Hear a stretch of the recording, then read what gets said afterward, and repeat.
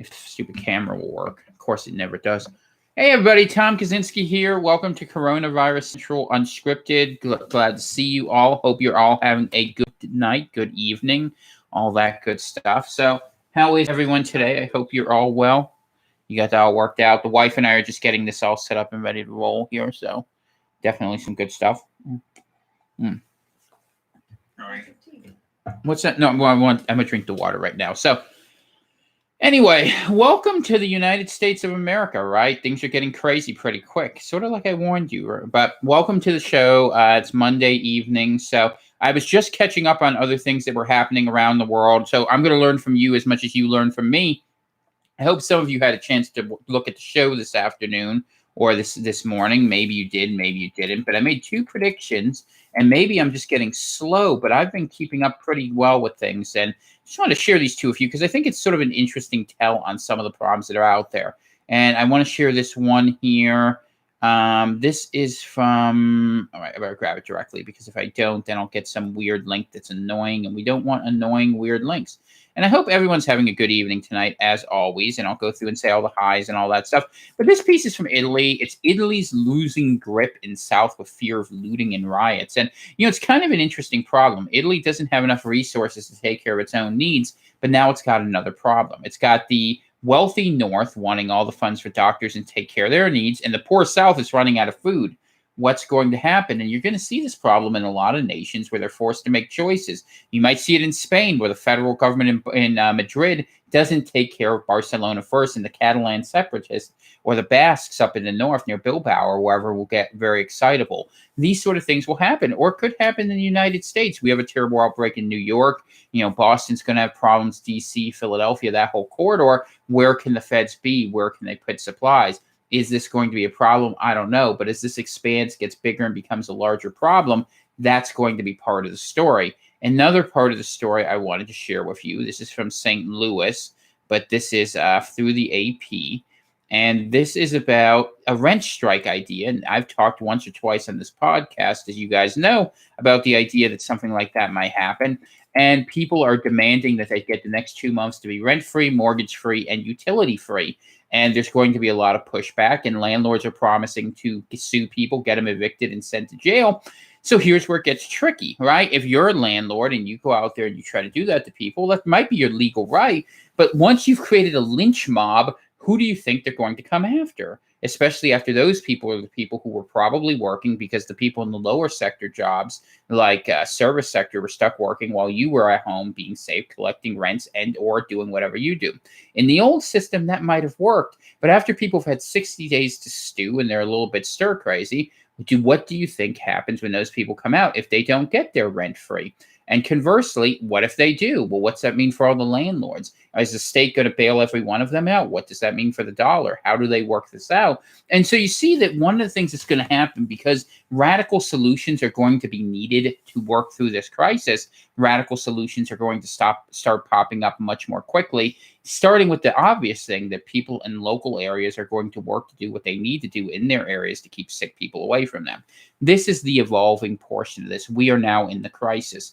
And a lot of us were looking at this, and one of the reasons why I push so hard to have my audience be prepared is so that if you choose not to, you don't have to get anywhere near the middle of this. You sit back, you watch safely from your family and see what happens, because the virus is what it is. We understand this in terms of the fact that it's a medical problem that we have to deal with. The doctors are working on it, and every day we cover the different stories related to it. We covered today that the FDA is using hydroxychloroquine to go out and offer another alternative. And they're looking at chloroquine, and they're looking at remdesivir, and they're looking at all the ones we talk about.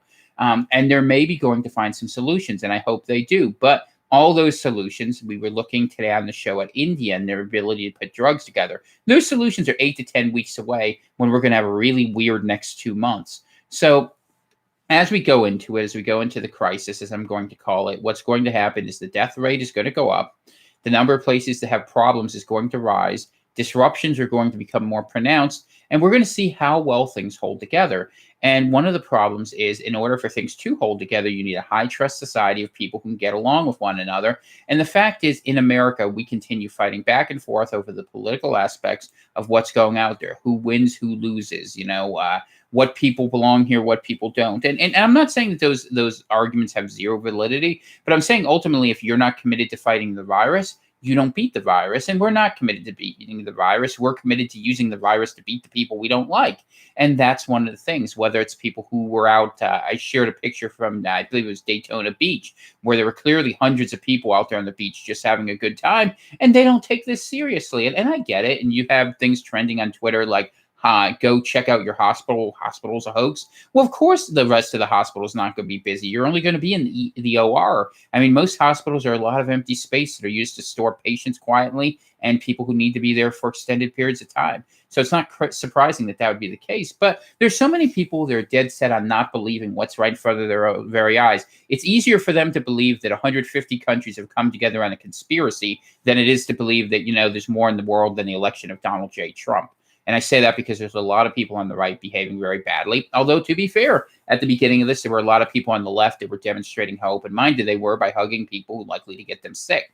Not exactly brilliant either. And the point is, ideology in any case shouldn't make you go past your reason. And that all of us need to be thinking very reasonably these days, because there's a whole lot of our fellow country mates, especially if you're in the United States, but not just there, who are not acting that way, who are not treating the problem as the scientific and public health problem it needs to be treated.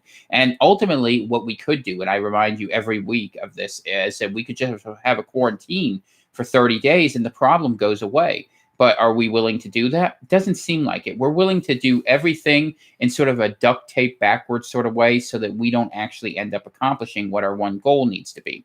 So let's take a look how bad the numbers are right now. I haven't looked since this morning, and I did the show very early today. I was doing it at 5 in the morning, actually, today. So hopefully you guys enjoyed it. I always try to put together a good program for you guys. Always a good time with that. So let's see what our numbers are. In the last 24 hours, we're just going to look. Worldwide cases as of 7:10 p.m. Eastern Time, 783,306. Well, I guess we'll hit 1 million probably on Wednesday. Let's see if I'm right. 36,673 deaths. That's 4.8%. Recoveries at 164,575, but I don't ever use that number because China lies. So let's look at the outside mainland China number, over 701,826. We got 34,369 deaths and 88,785 recoveries. So that's a little bit of improvement. That would bring that overall kind of death rate down quite a bit here, which I'm happy to see that, in the death versus recovery rate, we're now looking at that sliding under 30% some more. So that's good. All right, so just do the big countries that you guys will care about. U.S. 161,872. Apparently added another 20,000. Great. 2988 deaths. We're up 506 on that number. And we'll skip recoveries. Well, recoveries are 5644, so I guess that's good. Italy, 101,739 confirmed. 11,591 deaths. That's up 812. I think that's more than yesterday. Not surprised. Sundays are always slow. 14,620 recovered. All right. Spain, 87,956. They lost another 913 people to bring them to 7,716. But 2,071 recovered to bring that to 16,780.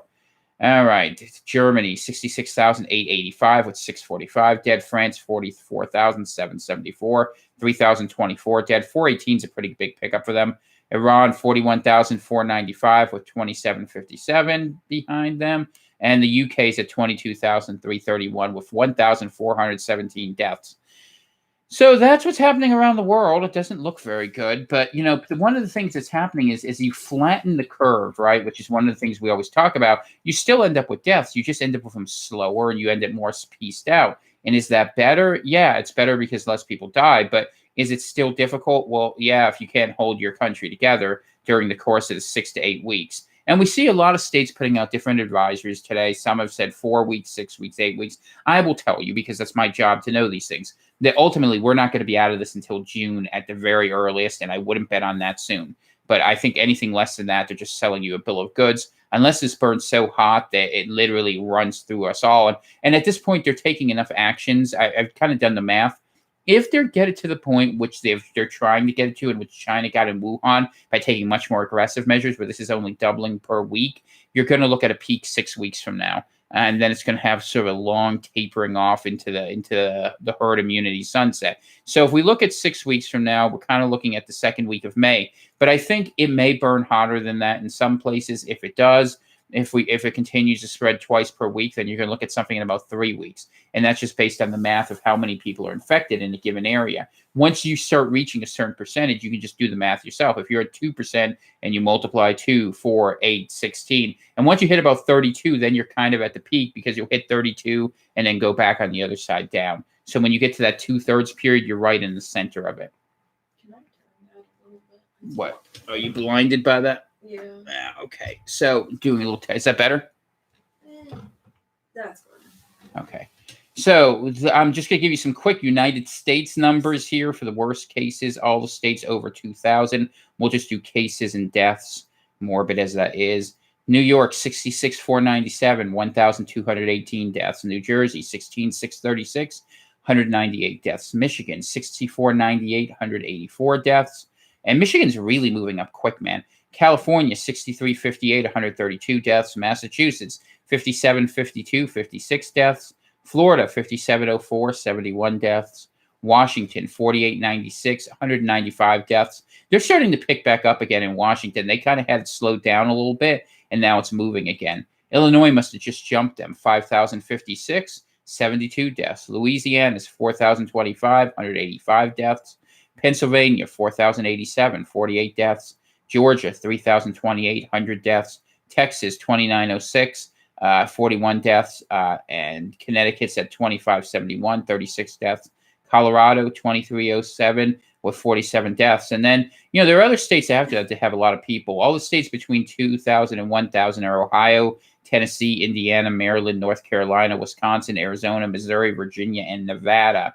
States with between 500 and 900, South Carolina, Alabama, Mississippi, Utah, Oregon, Minnesota. States that you are not allowed to enter because they don't want you there. Under 500 cases. Oklahoma, Arkansas, Kentucky, Rhode Island, D.C., Kansas, Idaho, Iowa, New Hampshire, Vermont, Maine, New Mexico, Delaware, Hawaii, Montana, Nebraska, West Virginia, Alaska, North Dakota, South Dakota, and Wyoming at 86 cases is in last place. So that's the numbers on the day. So I always like to give you guys a little extra information. Hopefully you enjoyed that. So I think that's definitely the way it's going there. So we will continue forward with that. Those are the numbers, and we'll see what you guys have for questions. Like I said, I didn't have a chance to look in exhaustive depth over this. What I did see was a lot of political fighting, the usual problems, people saying how long they want to be closed, what the lockdowns are, and a lot of problems with the food supply. And the food supply problems are starting in an interesting, weird way. It's not that food isn't available, it's that people aren't able to get access to it. And it's kind of interesting that I've seen in a couple places where there's this huge issue of just getting to the food bank. I'm going to share this picture from you. This is from Pennsylvania. This is actually in the Pittsburgh area, which is not a poor area, but I mean, Duquesne certainly is. And I hope this isn't what it actually claims to be, because it's actually terrifying to me. I actually used to live only about 15 miles from this neighborhood. But what it's showing is that there is a line of traffic, 100 cars deep, trying to get to the greater food bank in one of Pittsburgh's suburbs. And whether that's just people being aware or some scarcity that's happening in that area, that's a lot of problem of what's happening up here. And that's going to be an issue for people going forward, especially if we start having logistic breakdowns, which looks like it's a possibility. So let's keep an eye on this.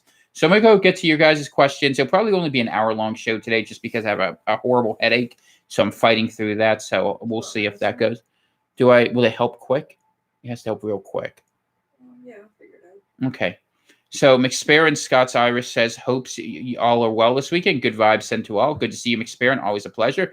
Sarah says, just read an article saying New York Amazon workers are planning on staging a strike walkout on Monday. So it begins. So this doesn't surprise me at all. I mean, Amazon has been known for treating their people horrible for many, many years. You can go look. They have them in cages and stuff. I'm not even joking. I wish I was being sarcastic, but they're looking at that as well as other delivery places because ultimately now they have leverage. No one gave a damn when they were just the people working as warehouse workers, but now they have a little bit of import. There are people who have gotten sick specifically at this Queens facility, as well as I think at the Seattle warehouse. There was one in Kentucky, and I remember reporting on 2 more. So there's a lot of issues up there to be very concerned about. And I think we're going to see more of that. I mean, honestly, I think that ultimately there were a lot of things people were unhappy about, and the fact that certain people are behaving pretty odiously through this whole thing actually is going to empower certain people to act a different way. And it's sort of a regrettable thing all this happens in a presidential year because it makes it sort of impossible for people not to go ahead and heighten the tensions of this. So we're going to see what happens with that. It's a good question, but absolutely, I think we're going to see more stoppages, and the idea is that you're going to get things quickly is difficult. So if you have any last minute stocking up to do, now is not a terrible time to do it, provided you can do so safely. Remember the study we reported on where there were two studies, actually. One where it said the cloud could last up to up to 3 days. And the other one said that you can actually be sprayed by droplet material up to 26 feet away, not the little 6 feet barrier. So if you don't have goggles, if you don't have masks, that's going to be a big problem. Thank you. Do I chew these or do I just swallow? No, swallow. Okay. Let's take a quick drink. So I'm taking my meds here. Give me 1 second. It's Excedrin. Well, that's fine. Yeah, I've just been busy today. I literally shoveled a foot of snow off my front porch. So, and then it started snowing again. It was crazy, but that happens. Good to see you, Margot. Glad you're here. Let's see. Brian has some complaints about the Telegram chat. You'll have to let me know and shoot me a message. The moderation, look, we got a group in there with 1,700 people, and certain people like to cause problems. I'm not accusing you of that, Brian. I'm not saying you're that way, but we've had to be careful about certain things, and it's hard. I mean, it's actually an interesting microcosm, even amongst people who are aware of this disease. I mean, there's so many differences of opinion about what people believe, what they want, and trying to get along with one another. It's definitely a problem. And we try the best we can. If there's something I can intervene with, I usually do. But the moderators over there have a hard job, and I'm not going to attack them. But it's possible there was overreach, especially if there's one person who's specifically responsible for that. So let's see. Margot says Whole Foods employees might be calling in sick tomorrow. They want to strike. Awesome. Everyone's going to strike, man. Hopefully you listened to what I told you. Did you prepare? Did you get 30, 60, 90 days of food?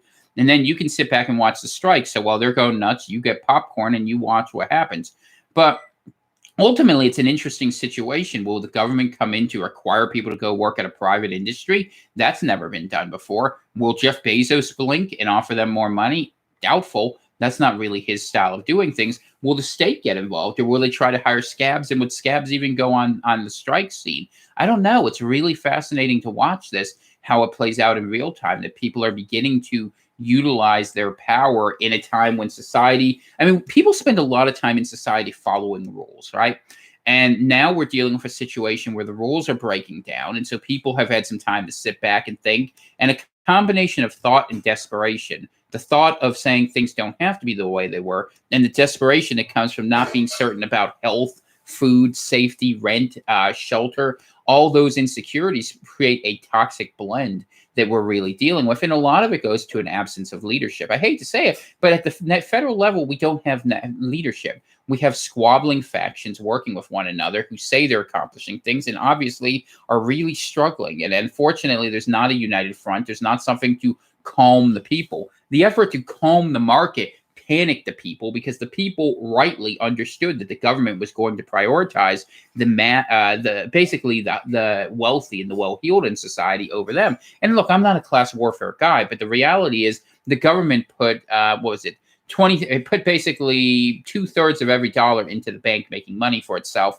And by the time they're done inflating that, that'll go much higher than that. In the meantime, what did they give us? A mere fraction of that. The people who actually pay for the taxes and pay for the things. And whether you're a business owner, a landlord, a renter, any of that, ultimately, you all kind of got screwed. We all got screwed in that deal comparatively, which isn't surprising. This is what happens in history. When things get bad, banks tend to collateralize assets and they come out always the winner until people revolt against them. And then you have something happen that looks much more aggressive. And the United States, as a late imperial country, is in that position where basically we're enthralled to a sort of neoliberal elite that goes out there and then they say, okay, well, you have to do this. And so you think of that, how much of your life is caught up in debt servicing, your mortgage, you're stuck paying 30 years for something that used to cost a lot less, your car, 6, 7, 8 years, whatever that is, assuming you don't have the money, your student loans, you're paying them off till you're 40 years old. And people say, oh, well, that's just the way it is.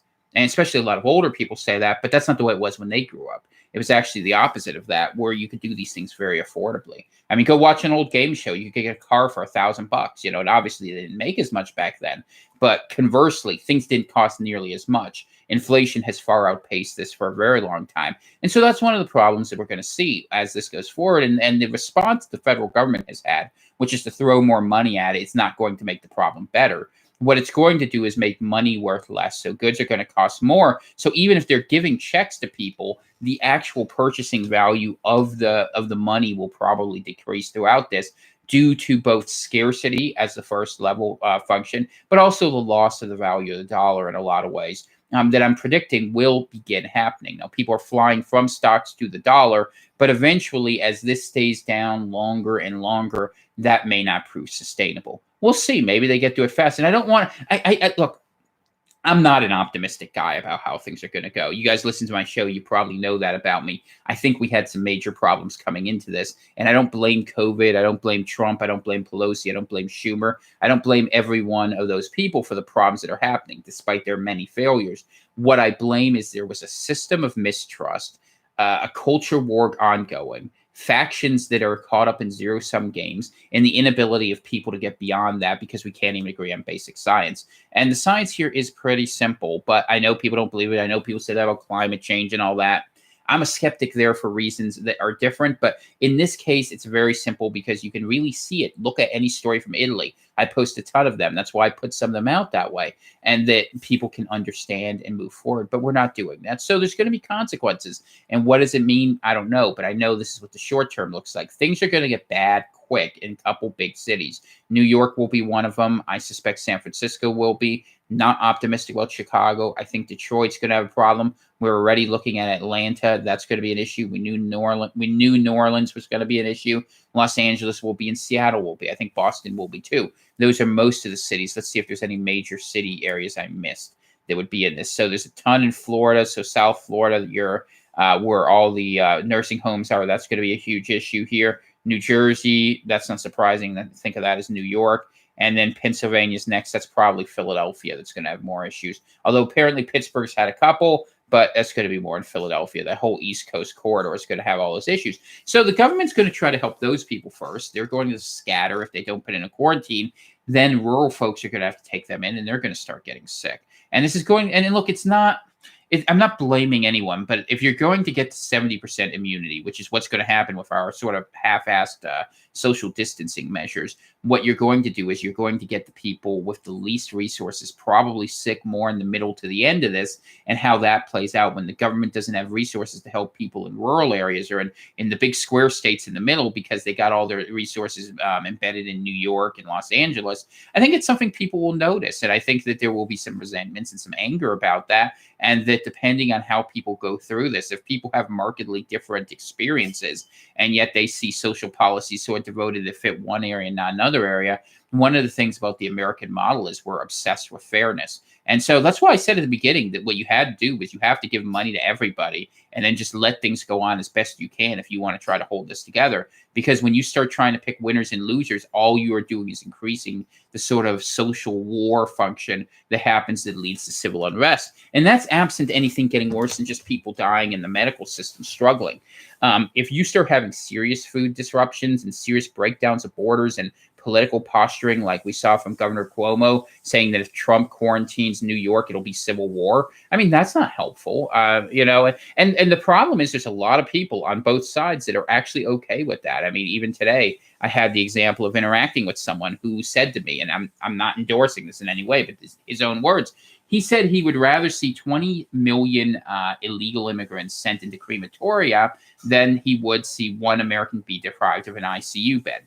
And there are people who think that way. And if they get a say in how this is handled, what happens is that a quarantine will become functionally impossible, because then the government has to try to remove these people, whether you think that's right or wrong, at the same time that they're trying to make people not move. And of course, they would move around greatly, and a whole bunch of people would help them and facilitate that assistance. And other people would be mad and say they're spreading the disease. And you would end up exactly where we keep ending up, which is that the two sides keep pointing at each other. I blame you. And neither of them are serious about fixing it. And I could throw it from any number of sides. There's any number of scenarios that are out there. It doesn't really matter the specifics of which one I pick. The point of this is we have to find a way to get past those scenarios and survive together. And ultimately, that's the end game of this. Go ahead, get enough people together, be safe and smart so we can overcome the virus. If we do that, we'll get through it. And eventually we will get through it. It's a question of how much collateral damage will go along the way. As it turns out, here in America, we're all enacting our fantasies of the purge in our minds, and that's what's happening with too many people. It's a sad situation. And, right now, what we should have been doing is building a bill, take the money that went to the banks and give it to the people so that way they could cover whatever their basic needs are, and put a whole bunch of that Defense Authorization Act into doing what Trump has already begun doing, but what not just Trump, governors, private sector, public sector all needed to be doing, which is the masks, the PPE, the domestic medicine development. I don't see anyone talking about that because they don't want to have the ugly process of building it or fabricating, I should say, those materials here. We absolutely need to be doing that. That's something I feel very strongly about. So that's part of what's wrong with you? Someone pooped on my heating pad. Dear Lord. It's soaked. Okay, well, you'll probably want to clean that. Okay. I don't know. Oh. So the wife is just telling me a story about the pets. It's huge. Okay. Huge turtle. Okay. They don't want to hear about I'm that. sorry. It's all right. They don't want to hear about what the snake did. Okay. Ooh. Okay, so let's go through the questions here. So J.N. Waters writes, Kentucky governor basically stated it is now forbidden to go across state lines. Seems like a different America. Absolutely, it does seem like a different America. And it is a different America. I told you that this was going to be hyper-local, and that's what you're dealing with. So I hope you like your state. I hope you got to where you wanted to go. If you're in Kentucky, it seems like Governor Beshear has actually done a pretty decent job of holding us together. But the reason why our government is having to treat us like children is because a big portion of our own people, at least probably 20%, acted like children, and they were making it impossible for anyone else to do what happens responsibly. So let's see. Who watched Trump's briefing today? What are my thoughts? I did not watch Trump's briefing, but I tell you what, it's important enough. So let's see what he said today. We'll look real fast, and I'm sure this is going to be out there. So I'm going to try to find something that doesn't just have all bias in it, so I can actually just see what he said, because I'd like to know what he actually said, but I can't. Apparently, it's just a whole bunch of stories saying how Trump is great or Trump is awful, which, thank you, media, by the way. Have you ever noticed how all the media ever does is tries to cause problems between all the rest of us? I mean, do keep that in mind. Whatever we come through on the other side, there's something different we need to do about that. And there's a difference between saying freedom of speech. I'm all for that. But having corporate conglomerates who buy up everything, they used to require media in the country to actually be owned by local individuals. And it was an individual specifically, not a corporation, so that someone could be held to account. Whereas now we have news conglomerates that basically go on there and tell us entertainment about how horrible or great things are, and then who you should hate and or love, regardless of what they do, being connected to reality. It's real helpful. And it's true on all sides. It really is. All right. So I'm sorry I can't offer you a better question, Sarah. If you had something specific you wanted to bring up, put it in there, and I will comment on it. Because I was doing what are you doing? I'm cleaning up the mess. Can't you? You have to clean up pet messes quickly. Okay. Hello from Sorry. Southern Indiana, writes Mary. The local university had to shut down a 200 people plus party. That's not surprising. Yeah, college kids are acting like jerks, and that's not unusual because they live in fantasy land. And I'm sure there are many nice college kids, good college kids. Whatever. I've met a couple, I guess, over the years, but realistically, they're at a point where they feel invulnerable, and that's why you're ending up with draconian laws, because ultimately those are the issues. So. Tony, hello. All is calm in my part of Oregon. I hope it stays that way. Beautiful country up there. So good to see you, Tony. I know I recognize you from being here a few times. Rob writes, hey, Tom, essential food service worker in Central Mass. I listen every day. Thank you so much for everything you do. Hey, hope you're safe out there.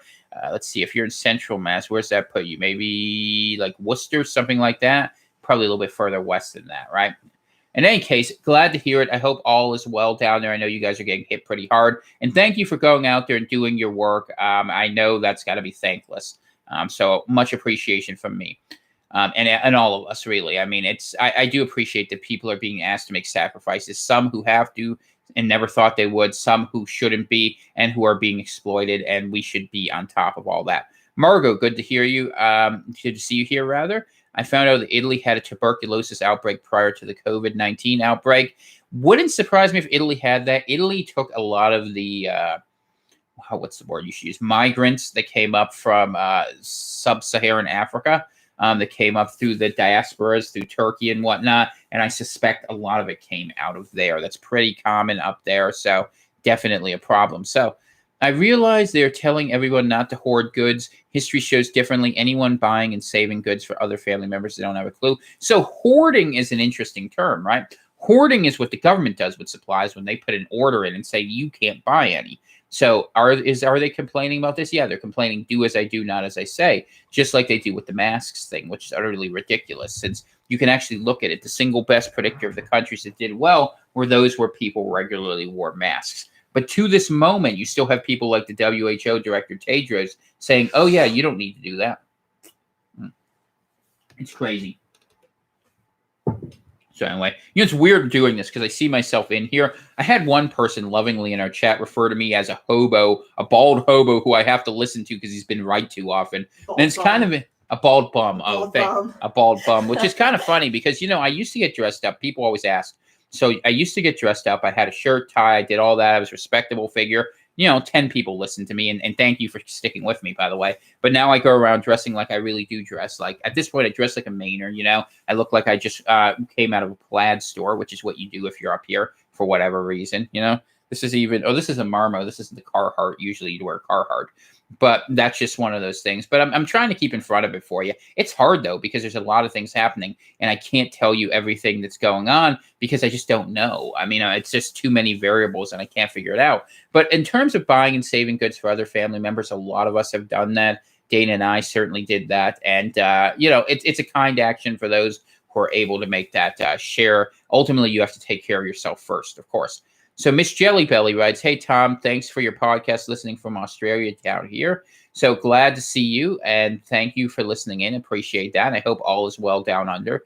It's a place I never had a chance to visit, but I'd always love to. Maybe one day when this is all done, like 20 years later. No, just kidding. Maybe one day the world will come back to a place where we can travel, and I'd love an excuse to see some people. So would the wife.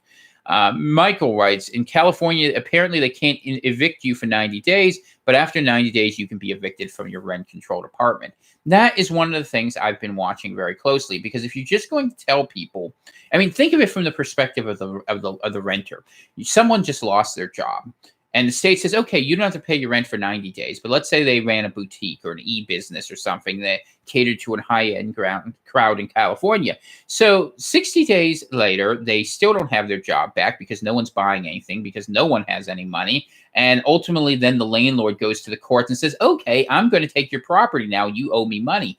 What are you going to do? Is the state going to abrogate the law and eventually say, well, you know what? You don't owe them anymore. That contract's invalid. That causes a lot of problems. Or are they going to say to the many, potentially millions of people who are in this boat, including homeowners with mortgages, no, we're just going to go ahead and let you not pay indefinitely. And I will tell you, whichever way they pick, they're going to piss half the people off. And this is where bad policy, the cascade effect is this. Bad decisions lead to bad choices. We made a bad decision not to aggressively attack COVID at the beginning. Now we end up with bad choices. I said many times on the podcast, if you choose between the economy and health, you end up with neither. What have we ended up with? An economy that's sort of tickering along with all these hints of disaster on the horizon, at the same time that we have public health now being threatened worse than any other place in the world. And we continue not to learn the lesson. What we could say is make people whole, pull them aside, but that's not happening. So it's definitely going to be a problem. It's something I'm watching. And I think especially in urban cities where there are certain conglomerate landlords that are not very popular, like New York, potentially, San Francisco, there may be a lot of issues. And if we start having more widespread riots, I don't know where it might spread from there, especially if people have seen loved ones die, or, a large portion of maybe the homeless population, or just urban working poor. It's really hard to imagine how that's going to play out, but I just can't see it going well. And, I don't want to say that this is going to be, because part of it, we should theoretically be talking more about medicine. How do we treat this? How do we cure this? But unless we end up with a miracle cure, which we won't, within the next month that solves this, that we can produce and mass deploy, what's going to end up happening is these conflicts are going to become bigger. And the virus is just a pressure source that's going to add to this drumbeat, because what we have seen already, and this is inescapable, I'm just telling you, we have seen the partisan, how would you say, the making of a partisan disease in a lot of ways in terms of how people are responding to this. And that has real consequences. I think a really poor decision by President Trump when he passed the stimulus bill was not to invite Speaker Pelosi and Minority Leader Schumer in there. I mean, if you want to show that everyone's on the same page, like every other country on earth seems able to do, you would do that. And they elected not to do that. And look, I wasn't a fan of the bill, and I wouldn't have signed it, to be honest with you. I think Massey had a good point, and I would have done it very differently. But ultimately, if you're going to sign it, you should have everyone up there and say, hey, if there's ever been a time we can unite as a nation, we could do that. And that's a failure of leadership, man. That's just a failure of leadership from the top. And that's what you got to do. You got to be presidential. I mean, it seems basic. And look, I'm not a fan. It's no secret. A couple of you have looked me up, right? It's no secret that I lean a little bit right of center. But ultimately, you got to think bigger than that when you're fighting for your survival in a war. And we're not treating it that way. We're just not. Anyway, so Mary writes, I thought about buying things for relatives without a clue. However, I'm poor and they are not. Plus, I always wonder how long the mail system will continue. So, yeah, that's absolutely a good point. Look, don't go beyond your means. And it is ultimately incumbent on other people to be responsible for themselves. One thing I will say, though, I think the mail system is going to get blocked up a little bit. If you want last minute supplies, a lot of the supermarkets in certain areas are actually pretty full right now. And there's not a lot of people out there. If you have to go do purchasing, if you missed that window, I think we have another small window here for maybe a week or two where you can stock up on what you need if there was something you missed. And you should be practicing your preps, by the way. This is an obvious one, but for those who haven't, look at what you're doing, look at what you're making, try to make some of the things you think you're going to make when things get bad. And if you realize you're missing something like, oh, I forgot the salt, it's terrible, or I don't have enough butter, keep those staples in big supply, your fats, your sugar, things you're going to have a hard time getting locally too. Like if you're in a position where I use a lot of olive oil in cooking, right? And you wouldn't use olive oil so much. It wouldn't be the easiest thing to get necessarily in Maine. So I made sure I had an extra supply of that. Whatever those things are, you want to have those. So that's an important piece of this. Okay. So Tony says, your connection is good today. Just remember not to mention redacted. No, I won't mention the people who work for what should I call them today? I don't know. The Rothschild firm, right? The banking firm. So we won't talk about the FED today at all because Lord knows they're not getting over on this thing, right? Seaver, good to see you. Glad you made it. Dana, of course, glad to see Dana. Dana's right there though, looking at this. I'm looking at. She's waving at me. I know you're tired. Are you okay? I'm sorry your legs hurt. So Dana's having a rough day. Let's see. Matt Kummer. Hey, Tom. Matt from Berwick. My wife's pregnant. What should our concerns be? She's due in June. So what you're going to want to do is start scouting out now hospitals that don't take in COVID patients. I think that's a really good idea to have in mind. Maybe a smaller local hospital might be okay. And I will tell you the truth. If it was up to me, if Dana was pregnant, what I would do, and if she doesn't have complications, your wife doesn't, and God willing she does not, is I'd look at getting a midwife. For many, many years and during a lot of plagues, what they did in history was they had a midwife deliver the child at home. It's actually something that's pretty well understood. They have places that do that. So I imagine they could have a safe environment that would be able to be accessible for that. And what they do actually is they have the children in different positions where they're born into water a lot of times. It's a healthier process. And the reason I'm saying all this, I mean, I'm not trying to dissuade you from anything, but I'm just sharing my perspective on it, is that you don't want to put your child or yourself at risk for exposure. We did have the first story of an infant dying today, or yesterday, I should say. So that was tragic. It's not something that happens commonly. It isn't impossible. So definitely be aware of that. So one talker writes, my show was good. Thank you. I appreciate that. Very kind of you. Apollo, Spain is getting rocked by this thing. So this was interesting. One thing we reported on a week and a half ago is that why Spain was different than Italy. And the answer is that Italians don't travel the way Spaniards do. Spain is a more centralized country, going with sort of a hub and spoke out of Madrid with a secondary hub in Barcelona. But in Italy, northern Italy doesn't go to southern Italy, and southern Italy doesn't go to northern Italy. For a lot of years, they were actually separate countries. They were called the Kingdom of the Two Sicilies or Naples, and then the various squabbling city-states of northern Italy. And eventually, Italy had to conquer the south and the part that was owned by the Pope. So it's sort of a cobbled together country that was really designed to be a recreation of the Roman Empire. and that you have these sort of problems. But Spain had a more centralized thing that was put into place, and so there was a lot more spread. So it spread down the coast, down Barcelona, Valencia, went in towards to Madrid, and in northern into Aragon and toward Leon and the northern coast. So there was a lot more spread that happened in Spain, but ultimately they were much slower to put travel measures in place, and that's what happens when you do that. So let's see. Steve Soriano writes, "What's up with Washington? Wasn't the prediction that they'd be in crisis mode by now?" So Washington did something smart. What Washington did was they contact traced really aggressively, and they were able to get it somewhat under control. So they were able to flatten their curve, which was good news, because they found that it was really localized to the nursing homes. And that's one of the things we don't always know where this is spread, that they kept the community spread down to a minimum, and they're still picking up a decent amount. I mean, Washington does have 4,896 cases. They picked up 504 today, but ultimately, I think they did a better job than some places like New York and whatnot. So they're still going to work their way up the list. And let's remember, I mean, what have I reported? Washington's 7.5 million people? I think if I remember right, 7 million people, something like that. So we got what now? 4,896. So we're getting to that point where you would expect things to start to spread as we're getting over that 1 in 200 mark. But yeah, I mean, models are going to go be aggressive or less aggressive. And so a lot of times I give you the sort of worst case modeling out there that can always be changed by more aggressive interventions. And Governor Inslee has taken some steps forward after a lot of people in Seattle didn't want to listen, and they also went to the beach. I mean, it's not even like you can't go to the beach. You just have to not be by other people. It's like we just crave contact. And I honestly believe part of it's just a psychological quirk where if you tell people not to do something, they instantaneously do it. That's just the way it is. Let's get a drink here. But yeah, I would have thought Washington would be in worse shape. That's true. And I'm glad to be wrong. I'm always glad when I'm wrong. It's a great position to be in. So Jay Tutchin writes, "Thank you, Yana from Houston." Is it Yana or Jana? I'm gonna say it's Yana, so because that's how you'd say it in Slavic.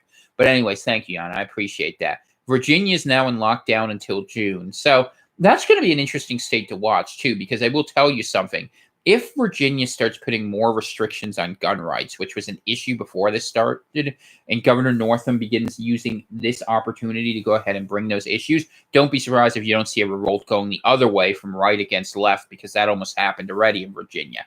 And hopefully, and I totally support the idea of a lockdown, but it has to be implemented fairly across the board in all states, and it can't be in any sort of partisan way. And we have to be mindful to the greatest extent possible of our civil liberties for all people, whatever their specific beliefs are. So I think that that's good that they're doing that. We'll keep an eye on it. And I'm only saying this because I don't want it to be presented that I'm only saying one side can cause problems.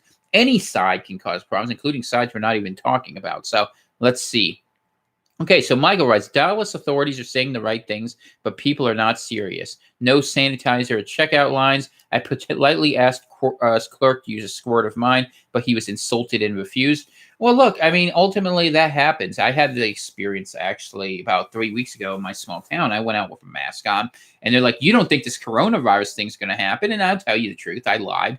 I'll tell you the truth. I lied. That's a great line, right?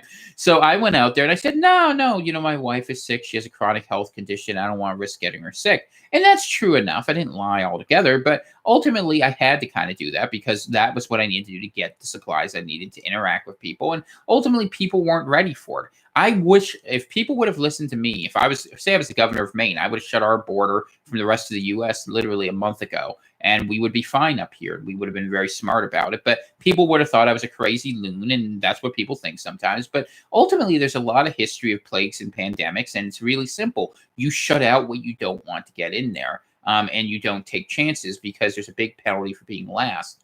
The famous example you can look at is the situation of St. Louis and Philadelphia during the Spanish flu. Philadelphia St. Louis avoided the worst of it because they were kind of careful and they shut things down and they made sure people didn't move around. And Philadelphia is like, no, this won't be a problem. We got this. And they got pummeled and punished for their insolence. And that's what the virus does, because the virus just looks at us like meat, man. I mean, that all you can do is move out of the way, but people think they can handle this. And unfortunately, what you're talking about in Dallas, I've noticed is a lot throughout the Southland. A lot of people are reporting similar stories like that.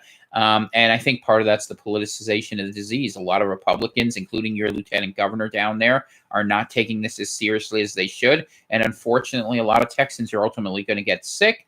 And it's not just that you're going to get sick. I mean, all right, say that it ends up being not as terrible a disease as I predict. Let's use Dr. Fauci's predictions, 200,000 people dead. And that's if you slow it down, if you make this last 8, 12 months, people are still going to be mad. A lot of people are going to be hurt. Everyone's going to know someone that was lost, and there are these problems. So it will be a big issue. So let's see. One tall girl writes, Virginia lockdown has a lot of exceptions. I want to use a Virginia accent. Should I do it for Virginia? Virginia lockdown has a lot of exceptions and doesn't account for finances as you account for the high cost of living and low unemployment benefits. How was my Robert E. Lee? Was that good? Do you have the time? Do I have the time? Yeah, right. I don't have time. There's a scene in Gettysburg we're reenacting. Yeah, don't mind us. We're delirious, but you're here listening to us. That means you're as crazy as we are. Don't judge. All right. It is a great movie. It's a sad story. Okay, so it doesn't account for the high cost of, and that's true. Look, I'll say it to you, $1,200 a month is a slap in the face to a lot of people. I mean, out here in the sticks, it actually is a little bit of money, but realistically, for most people, that's not enough to survive on. That's not enough to pay for half your rent. I mean, I don't know what world this government's living in, but they're not living in the one that people are, and I think this is really a problem we're going to see. So I absolutely think that's it, and the unemployment benefits they're promising. Let's say you got the max benefit, right? Which I think, if I remember right, ends up being $2,400 a month plus $1,200. So for $3,600, a lot of people may not even be able to survive on that. And ultimately, how the unemployment compensation works in your state's a question. But realistically, I mean, this is why people got to prepare, but our whole economy wasn't based on our production and savings. It was based on consumption. And because we were encouraged to spend, no one kept anything in reserve, and that's now people. I guarantee you one thing is going to be different, and a lot of the older folks who I knew when I was young, I'm 39 now, but who had lived through the Great Depression used to they'd hoard and save everything because they remembered a time where they didn't have things. And I think we are going to move down that line a little bit more, where people develop some real skills and interestingly, I think develop greater self-sufficiency. One of the really terrible things about our culture is that we don't have a general skill set anymore because we don't deem that important. We specialize and hyper specialize. Once upon a time, everyone knew how to grow their own food and do certain basic skills, whether it's, comb or chop or whatever that is. And I think there's a lot of value to that. And regardless of class too. I mean, realistically, you want to be able to do things for yourself. It gives you confidence and it gives you real life skills, but we now have abstract knowledge instead. So we're going to see. And I had to tell you another story, actually. This got me thinking. I was talking to a dear friend of mine, lives out in Idaho, and we were talking about the cattle ranching industry, conversations I have. And one of the things that I was hearing about that is they need a lot of migrant labor to be able to function on the big farms. Not the one, the person I work with, they have an organic farm that's smaller. But for people who are doing these big mounts, you're talking about needing 20, 30, 40,000 people who would usually start migrating to the United States right about now. What's going to happen with all that food that doesn't come later in the year when we hit winter? And ultimately, are we going to send young people or volunteers to go be in the Ag Corps? Will people go for that? I don't know. I mean, like in the old days, that's what you would do. I mean, everyone knew how to do agriculture more or less, like during the 20s, in the early 30s. What they ended up doing was they had people who knew how to do those things and they went out there and did it. But if we don't have people picking the fruits or harvesting the wheat or, doing these labor intensive tasks that are sometimes quite ugly. Like if you ever want to see something ugly, look what a knocker is. And, but there are people who do this and literally make their life on this seasonal labor. The United States has depended on that instead of doing things domestically. And every place we have depended on people other than ourselves to work through things is going to be a potential problem area for us. How do we deal with that? And that's a real question. I don't know what the answer is to it, but she asked it and I wonder it and I don't know. But we got a lot of people out there who we have to think about who are in these positions. And we're going to have to ask them for something. And if you ask people for something, they're going to want something.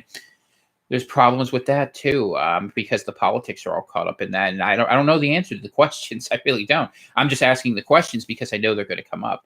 So thank you, Seaver, for the kind words. Throttle us. We're seeing a lot of videos of empty Let's see, hospitals and testing centers emerging. Where to find the best evidence of the hospitals that are filling up? I think the people who are in the hospitals that are busy really don't have cameras in there because ultimately they're busy and they have cops at the front trying to keep people from going in where sick people are. If you want an example, though, you could look. I'll give you a couple. You could look at what is it? You could look at Elmhurst Hospital in Queens. You could look at the Boston Medical Center. You could look at the New York Presbyterian Hospital is having a lot of problems. I'm aware of the main one in Detroit, the DFW Hospital. Where's that? What? Refrigerated portable morgue. That's New York Presbyterian. Yeah. They're having problems there. I know the Santa Clara Hospital in California is having a lot of problems. So I could tell you some of the ones. And look, you can find videos of the nurses. You can find anything you want to find. That's the problem. And there are places where there are a lot of empty hospitals because let's be honest, we are dealing with a situation where in the United States, depending on where you live, for most places, 1 in 1,000 to 1 in 10,000 people have this. The crisis is not upon you yet unless you happen to be mostly in New York, New Jersey, maybe Boston, Detroit, a couple areas. So that doesn't like phase me looking at this. Let's see. Can I give the latest estimates for how long corona lives on surfaces? I think we have to keep to the sort of 3-day average. I know about the 17-day example from the Corona Princess, or excuse me, from the Corona Princess, the Diamond Princess, right? And one of the things that was key to that study was that the virus was not necessarily alive, or put it this way, it had been denatured of its protein code. So what was being found was RNA fragments of the virus. The extent to which it would still have been effective was very much in question. And that's a common thing depending upon the sensitivity of how you check that. But I think 3 days would be, one of the issues. So also, how can corona impact on the air other than direct human droplets? So the aerosol question is a good one. I know that it has come through filters in some cases. That it can linger for up to 3 hours. That was what the Princeton study said. And there's always people wondering if it does aerosolize in any other forms. I think one thing, it's disgusting, and I always share it with you, but one of the things to be aware of if you have to go out and you do this publicly, be aware of the infamous poop flume. If you ever want to have a very difficult time going in public again, look at some slow motion kind of camera adjusted videos of what happens when you actually flush a toilet. And keep in mind that happens many, many times when you flush. You have a vapor that comes up. So definitely be aware of that because infection can happen that way, both direct into you and as well as through, through orifices. That's a nice way to put it. And then she's laughing at me. Yeah, see, I have to give you. Put the seat down before you. Yeah, but a lot of times if you're at a public bathroom, you can't. Be on the side of the road. Don't go in those things. Those are disease factors. So my hygienic wife advises you to pee on the side of the road. So that's advice from Maine. I don't know. In other states, they'll throw you in jail for that. I mean, you can do it up here where you got the woods and nothing but wolves and moose running around. But I'm sure you would. Well, I have. I know you have. Well, and people are. You see, this is. Can you get this quality entertainment? This is northern exposure tier, right? And I grew up in a suburb of Phoenix. How does this happen? And my wife is a Yinzer. And if you don't know what that is, it's better, just hop off your high buggy. You got no problem. That's ignorant. Thank you. All right. Let's see. Take some aspirin for your headache. Drink lots of water. Thank you, Julie. I think, what did I end up taking? What did you? I took Excedrin, so that's fine. That'll work for the purpose. Actually, I'm probably sore, too. I did a lot of lifting today, but that's okay. Maria Bluebins, hi from New York City. Hey, we hope you're doing well, Maria. I hope all is well down there in the city. So let's see. Hearing first reports of supermarket staff in Australia testing positive now. Thank you for sharing that throttle. Yeah, there's been a lot of examples of that. I was reading that I was reading in Chelsea, Massachusetts, actually. Market Basket had some people who were testing positive. And I know in Pittsburgh, Giant Eagle has a couple people testing positive. And it makes sense. I mean, people are handling the food. So as a reminder, if you get any food, especially produce or anything like that, please be sure to wash it. You'll want to run it under water, and then you could either do, I think, what would work good? Either vinegar or maybe peroxide even. What do you think? Those two good? What? If we were cleaning vegetables and fruit, with white wine vinegar or apple cider vinegar, huh? Well, regular vinegar works. Vinegar, yeah, and then baking soda, lemon, food grade peroxide. Food grade peroxide. Okay. Sometimes dish soap works. I like to use dish soap on apples because it gets all that wax. If it has a skin, yes, but if it has a lettuce, you're not going to want to do that. If it's something that's leafy, you're not going to do that. Would you really do that? Have you done that? I wouldn't eat. I wouldn't eat that. Don't do that. What? Dish Like, soap? yeah, I don't want dish soap lettuce. That's I terrible. rinse it. Well, did you rinse it well enough? Yeah. I don't want my lettuce to be I'm bubbly. German. Of course I rinsed it enough.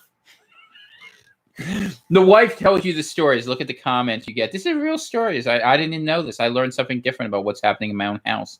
See, you never prepared enough. Just goes to show you. So let's see. Seaver, miss you. Tom, thank you for your dedication. Emmy, good to see you here. Glad you're here. Michael writes, had to pick up a prescription today, and the pharmacist specifically warned me not to touch anything because they've had a ton of corona infected coming through. They're probably switching to delivery only soon. Yeah, that's a problem. Like the places. So if I have to make 2 stops in my town, there's 2 places I do have to go, and they're very close, and I go at odd times. But I go to the post office because I have a P.O. box, which, by the way, P.O. Box 35, Greenville Junction, Maine, 04442. The people who send letters, nice notes, prayers, donations, whatever you send, we save it all. We actually do cherish it. It's something nice to remember that something good came out of this whole show that we're dealing with. And we treasure that because we've had interesting lives. So that's definitely an issue. But I do think switching to delivery only is smart. I know a lot of pharmacists are having drive-up windows installed or something where they can use that. I think that's safer. And if you can have goods shipped directly to you in terms of pharmaceutical goods, I think that's smart. I wish I had better information on drug shortages, actually, because I haven't heard about that in a little while. And it's something I'm very concerned with because it certainly will affect our family. But we are seeing the FDA offers guidance. Corona, I can see these. I'm just looking at the headlines. I'm not even reading these. Supply chain disruptions for antidepressants. That'll be great. Yeah, I know, right? Fears of U.S. drug shortages as India locks down. That's most of your generic drugs. China's kind of going there. Your Post had pharmacists quietly panicking over shortage. Let's see. Newark. AG General Gruel imposes emergency statewide restrictions on certain prescription medications. This is interesting. Let's take a look here. So it looks like they're banning certain things in New Jersey, and I'll have to read this. But to address concerns about inappropriate prescriptions, prescribers are not to prescribe medications in short supply and prophylaxis against the COVID-19 for the prescriber's family or friends to stockpile the drugs for office use. So I guess a lot of pharmacists are getting smart and they're getting extra ahead of time thinking they're going to need it, which isn't surprising because I actually tipped off a couple pharmacists early on because I thought that might be an issue. But it's going to be an issue. Drug shortages will definitely be an issue. Apparently, China's trying to get back in the game. But, I've heard so many horror stories. Like there's a story from the Netherlands. They sent a bunch of masks there, and like half of them were no good, and 30% of the tests were no good. It's just crazy what's happening. And I'm not saying it's necessarily China's fault. I'm not necessarily saying it isn't either. Quality control isn't exactly what you get with Chinese goods. And I used to do some Chinese manufacturing purchasing. You get a lot of stuff cheap, and you get it so cheap you buy extra for the stuff you have to throw out. It's a shame of a disposable society, but it's something we've done a whole lot of. Hopefully we do something different here. That's messed up about the Seroquel. What is that you got about the Seroquel? Mary said CVS Pharmacy in Indiana will only provide Seroquel in 15 pill increments. That's not one that you take as needed. That's one that you have to kind of keep titrated into your system. Mm-hmm. And what would happen if you go off that? Well, it wouldn't be fun.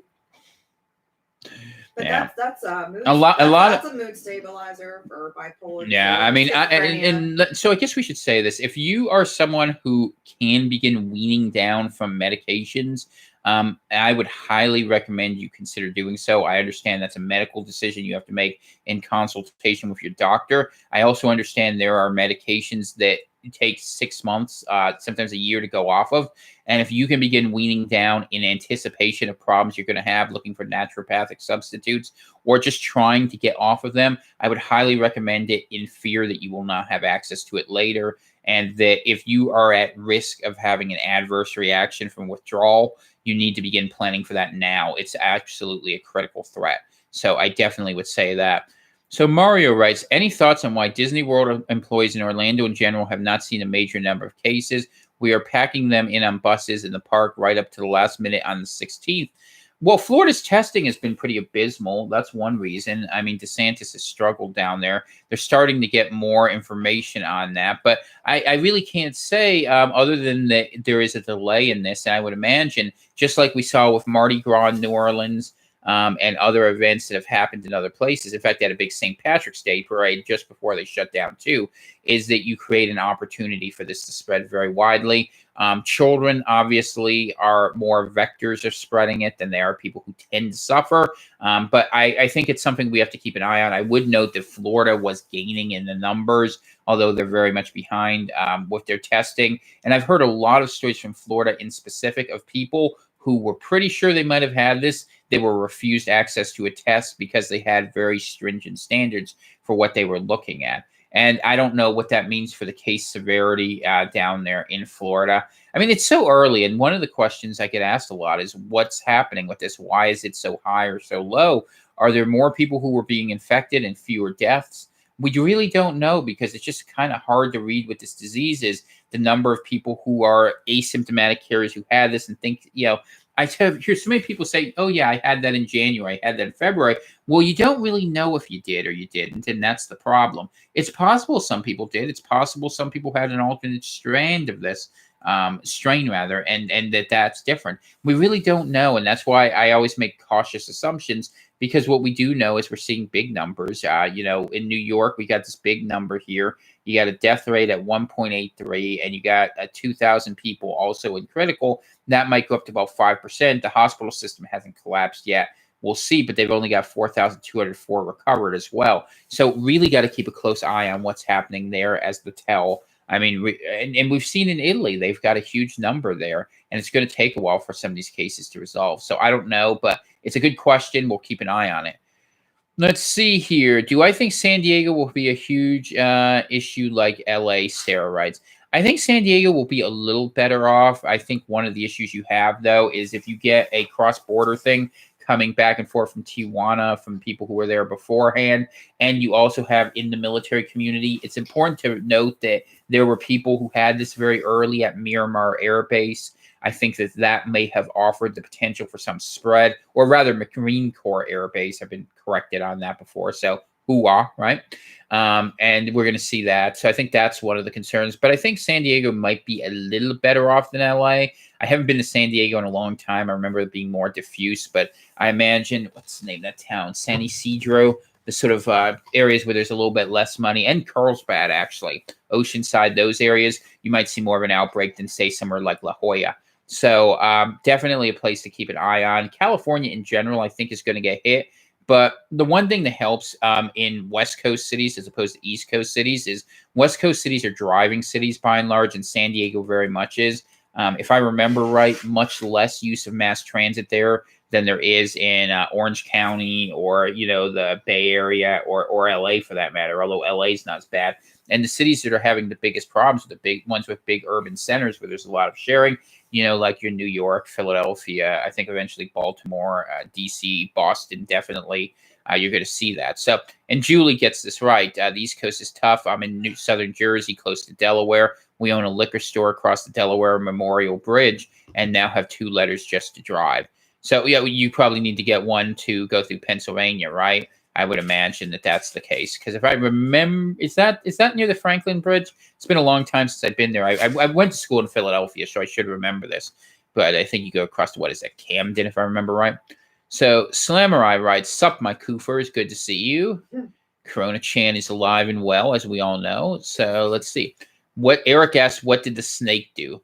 Do you want to share about everyone? Oh, you guys talked about the snake. Yeah, so I answered. Well, I don't know which one it was. I don't know if it was. Oh, see, he was in Worcester. I guessed right. So I don't know if it was Cosima or Phoenix. I used to say Worcester. I got that wrong. So people say, why do you call it Worcestershire sauce?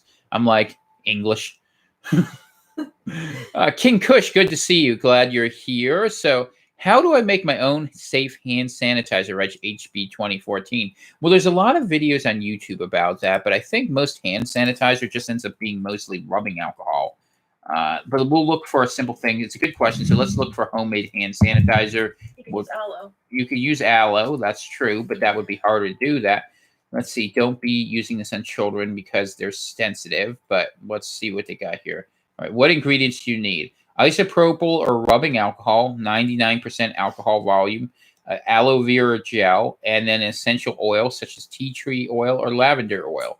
So I will share this with you. This is from Healthline. This looks like as credible as anything, and sort of what I would expect it to look like, but we'll put it up there so you can see how to make hand sanitizer if you need to. But I would tell you, rather than making hand sanitizer, honestly, you're better off just using soap. Soap will actually be more effective in this case because what it does is it denatures the lipid coat on the outside of this, the nature of how the chemical interactions happen, and it'll be a lot cheaper. So while everyone else is going to run for the squirt bottles, make the smart play. Get yourself a couple bars of soap. It doesn't even matter if it's good. It could be crappy. It could be like, well, I don't know. What would be a brand you don't approve of? Dial, probably. You'd say that's pretty miserable, right?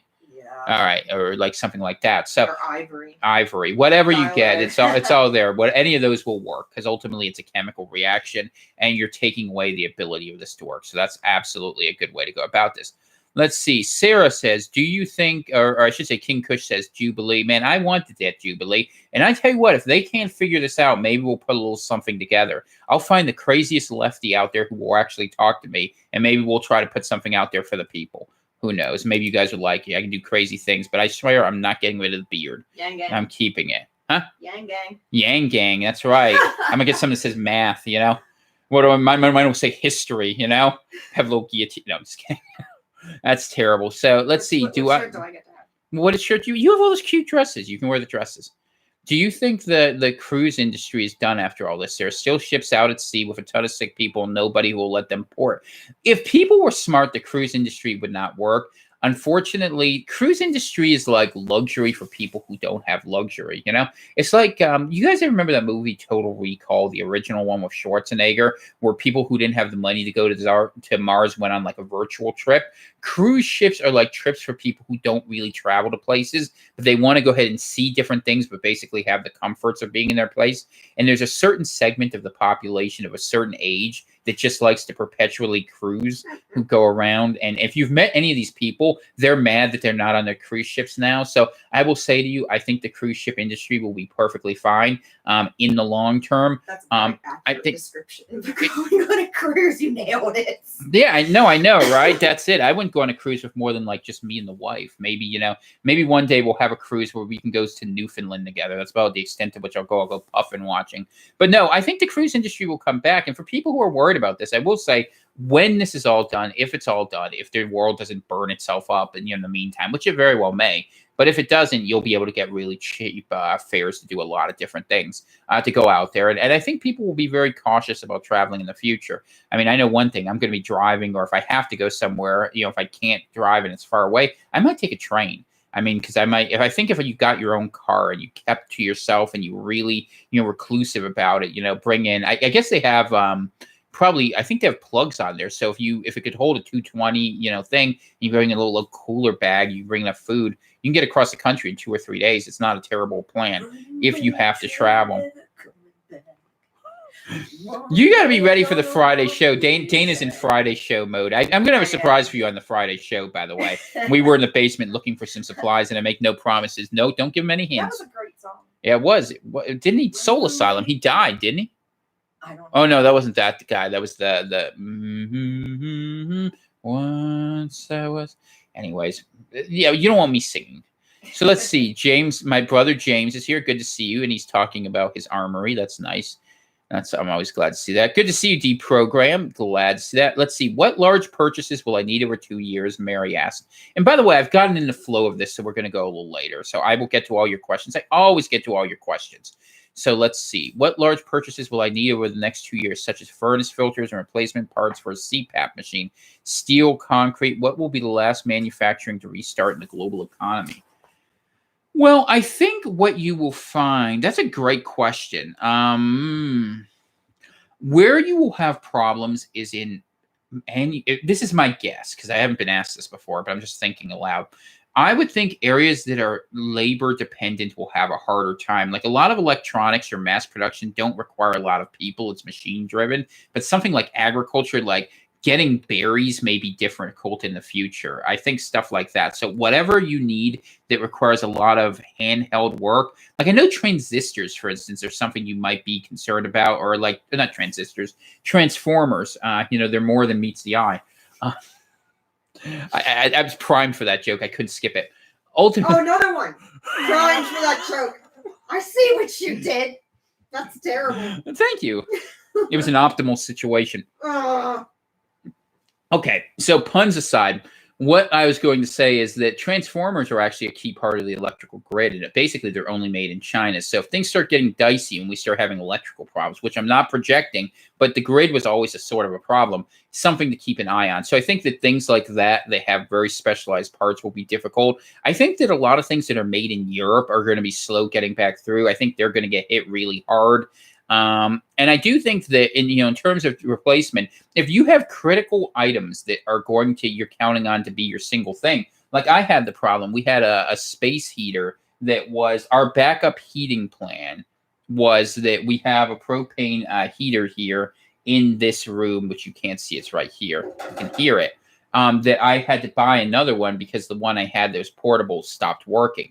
And that was a real problem because I had 2 gas tanks that were outside that were supposed to be my backup heat in case the oil ever went down and where I couldn't use that. And so I had this there and then the other one broke. So now I have 2 ones. So if you have something that's really important, you literally can't do without, that might be the secondary item to buy. And what I would say is if this ends up being longer term, which we're not really thinking about right now, but it's smart if your means allow, I would say it's a good idea to have alternate ways to provide heating, to provide electricity for yourself. I mean, one of the things that's really interesting is gas is so cheap. So a generator isn't crazy to have in this case. But if you have specific things like having extra air filters, I think a lot of people overlook changing their air conditioning filters or anything like that. You can get higher grade filters that will actually be able to get coronavirus out. And if you're in an environment with shared air supplies through no fault of your own, that's something you definitely are going to want to be on top of. So let's see. Tall Girl writes, the landlords in Virginia are almost guaranteed landlords the right to evict the renter if they don't pay rent and the attorney fees for the landlord within 10 days of the court date. Well, the thing about the law is that someone has to be able to enforce it. And this is where it gets interesting. If you have 5,000 people rolling up Richmond or, let's be honest, in Arlington, or going around all are going to be homeless and they decide to go looking for the judge, people might make different decisions. And I know that sounds really crazy, but that's what happened in Russia in 1918 or 1917. It did happen that way. And there was a lot involved with that. It's a complicated situation, but it ended up happening that way because people were put under too much stress. And the Tsar system had lasted you could go back indirectly and trace that for like 700 years. So things can change very, very quickly. And I would hope that states begin having a plan, and the federal government has a plan to help people to get through this gap if they want to survive on the other side of it. I don't have a lot of faith in what they're doing because they don't really seem to know, other than that they're listening to people with a lot of money who have access to them and ignoring people who are poor who don't have access to them.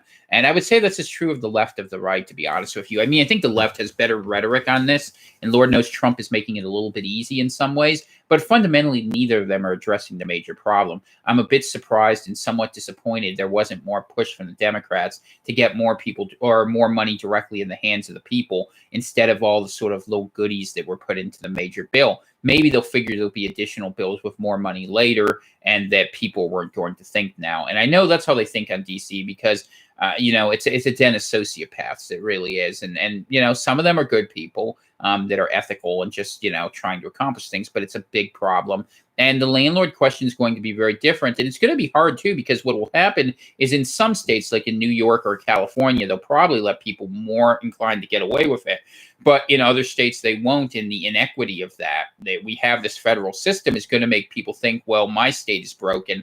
I want to do something different. And that's going to be one of the interesting things, that we're going to see America as not one country. It's at least 50 countries and a lot more than that. Somewhere between 50 and 330 million different countries exist in the United States of America, depending on how many people you talk to. And within the constraints of having to survive economically, that is to have food, shelter, safety, and also being able to defeat this virus, what you will see is if governments in areas fail to get there, new options may emerge. And if those options emerge, what that means for the future is a big part of the story. In an optimistic scenario, it's communities coming together, working on solutions, solving problems like we see all around this country, people creating ventilators, using 3D printers, donating masks and sewing. In a more difficult scenario, it's breakdown of food supplies where the federal government fails in different areas and that you see state or local areas go separate. And you may see that. You may see that in major cities on the coast that feel if a quarantine happens and they're not getting supplies, you may see riots.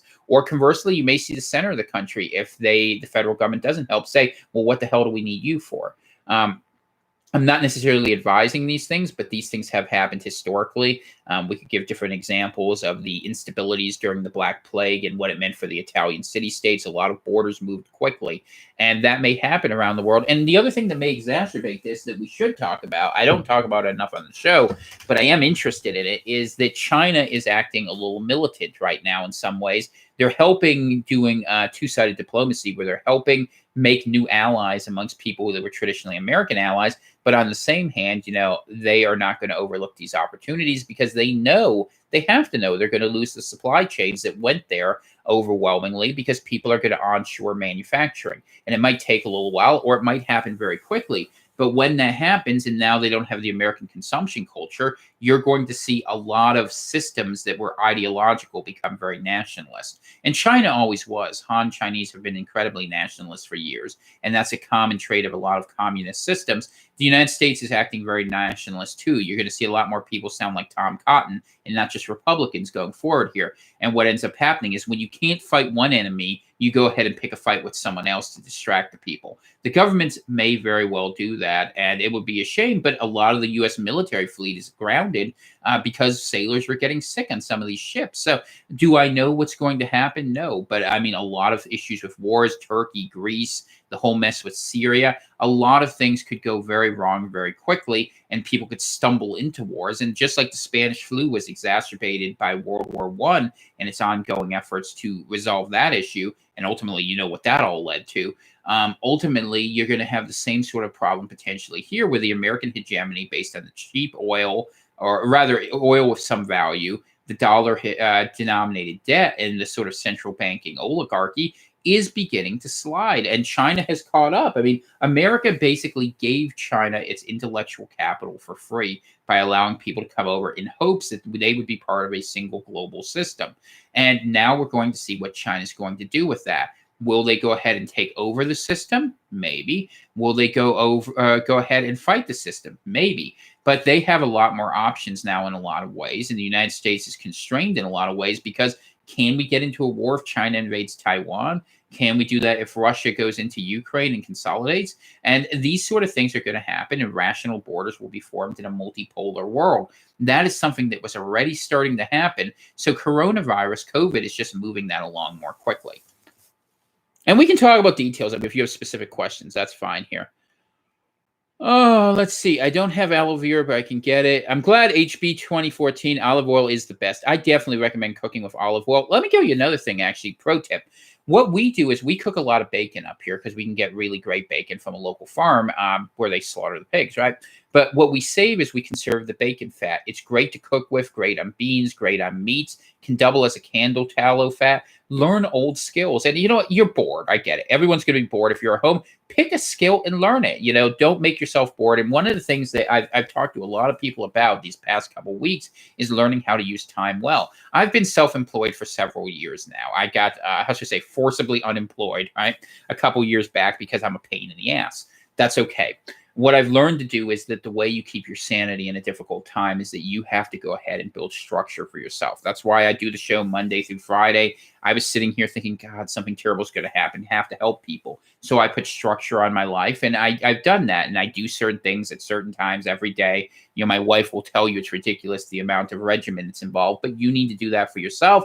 At first you think of it as a vacation, a day off, a week off, decompress, but don't just stare at the news. Give yourself stuff to do. Give yourself tasks for the day and get in the habit. I mean, one thing everyone should be doing is preparing for growing season. If you're not, why aren't you? And I'll tell you, once you start growing your own food, you'll never look back. And it can be as simple as if you don't have a lot of faith, get a lot of get a couple container plants. You can keep inside. Everyone can do that level. It gives you something to work on, and you build up from that. So definitely a good thing to do here. Let's see. Asterisk, did you miss out? You did not miss out, not at all. What did you mean earlier in the room when you said you are an immigration hawk? What is that? Well, historically, my position on immigration has been that I am not a fan of it. I think that countries should work to develop self sufficiency, and they should create the ability for people who live within their countries to take on the jobs. And that I am okay with decreasing the import of the economy if that's what's needed to make it more successful. I just am not a big fan of. Okay, so I'll answer this, and I'm going to try to answer it delicately, but I've written a lot about this if you're really curious, so you can go read any of my books. But my basic argument is that countries have a culture, and the culture is caught up in the people and the expectations. And when you bring people into a given area who are from another area, they have culture shock. And what happens is people have conflict when you have people who defend different ideas of truth in the same physical space. And that's why you have issues. So multiculturalism says, well, you can reconcile these differences, but I am a dissident from that. And I say that when you bring people in with different ideas of truth, you have ultimately an argument ensues over what should be followed. And you either have to reconcile those to a single truth, which our system does not do, but other systems have done to greater or lesser extent, or you end up with conflict. And part of the American story really is that we now live in a time where identity politics goes along partisan lines. And what that has done is it's made it a zero-sum game. So in the old United States, let's say 1980, you might have someone like a Jesse Helms, okay? Senator, Republican, North Carolina, and a Daniel Patrick Moynihan, Democrat from New York. Two people you think of radically different today, but ultimately they could gather because they'd agree, okay, America is a certain group of people who are here, who are citizens, and then they would argue over, social welfare policy and how big it should be. Or pick someone like Jack Kemp, a Republican back in the day who was a New Yorker as well. And you could have these conversations, but now the question is of, when you start talking about privilege, identity, all these questions, and that certain groups are allowed to have certain privileges and rights and certain groups aren't, you end up creating a situation where by making someone a victim, you make someone into an oppressor and you make enemies of people who shouldn't be enemies. And look, I was in the middle of this. That's literally how I got into trouble. I was just defending my subgroup against attacks, and then all of a sudden I was painted as every horrible name in the book. That is what happens. And the thing is that people don't understand is people don't go away. Migrants don't go away if you say we're not going to pay for them. People who represent the majority, as vanishing as it is, don't go away. And you have to build a model that goes past this if you're going to work at it. And the problem with immigration is that you're introducing more instability into a system that has chaos already. And why does it happen? Well, the left does it because they like the ideological version of it in the votes. And the right does it cynically because they like the cheap labor and having people they could say, hey, I'm going to deport you if you don't go there. So you have this combination of big business and sort of big academic policy. This is the neoliberal elite whose idea is to bring more people in. But there was a time just 30 years ago where you would have a Republican like Pat Buchanan say, you can't do this, you're destroying the culture. And a Democrat actually in some ways, even Ted Kennedy, who would say you would be taking jobs away from the working poor in the U.S. by bringing in these people. But as we shifted away from the economic focus of policy, what we ended up with is this problem. So why am I an immigration hawk? It's because I think we haven't calculated those challenges. It's not because I hate people from other countries. I mean, look, I'm against NAFTA. It destroyed Mexico's economy and all these sort of things. I could tell you all the details of it. But ultimately, if you're going to have people, you either have to have a truth you agree upon, or you're going to have separate spaces. Otherwise, you're going to fight. And that's just history. And it's not necessarily why I want to believe, but we have thought for a very long time in the United States, we exist outside of history. Look how we're behaving in this crisis. This doesn't apply to me. I'm going to live how I want. I'm free. I'm an American. And now we have more people sick than anywhere. And before it's all done, we're going to have more people dead than anywhere. And we'll be okay with that, ironically, a lot of Americans, because we say, hey, that's the price of liberty. There are risks involved with it. And we might end up in a whole hot war over it eventually. Is there a way out of it? I don't know. I hope so. I mean, one of the things I used to work on in Maine was creating a third way. So if the left and right want to go shoot each other, I don't want to be any piece of it. I'm up here in the woods, and I think a lot of people will look for a third way that brings people together. Hopefully we can do that. But that's a problem. And so that's why I say immigration hawks. But what I would say in this crisis, and look, I'm saying this as a right winger who is, against most forms of immigration. I could go a lot farther than Trump would. But ultimately, you have to account for the people who are here, that 20 to 50 million people of migrants, and you need to be able to keep them safe too and use them in certain ways or we all starve. And that means that there's going to be a reckoning and they're going to have certain says in this, and we're going to have to agree to certain things. And that's going to be a really ugly, nasty conversation in the best of times, but that's the reality of what the virus forces. It's not about Tom Kaczynski's ideology or any of your ideologies. It's about the reality of what situations the virus imposes upon us, and if we have the desire to survive, how quickly we can learn to work with one another. And that's what I realized in January. And you may not be there yet. You'll get there as you watch this get more crazy. That's just the way it is. And you absolutely, like James said, respect the Second Amendment. And I never forget Louisiana. I never forget the Bayou. So don't worry about that. Sarah says, do you think we will follow like China and put those in mild symptoms in isolation quarters like hotels and whatnot? Yes, I do. They're already looking to do that. In fact, there's a lot of talk about converting hotels, dorms. We've seen this in Europe and a couple of the stories I've reported. And I know that they were looking to do that in New York, in New Jersey as well, even in Michigan. I think that is absolutely the case. So let's see. Stratagoy Media, love the reference. Always appreciate a good Attic scholar. Let's see, is it Attic? Yeah, that's what you say for the people of Athens, right? Should be interesting to see how we do with this forced quarantine in Maryland. Not surprised Maryland would do a big government type solution. Kind of fits what's out there.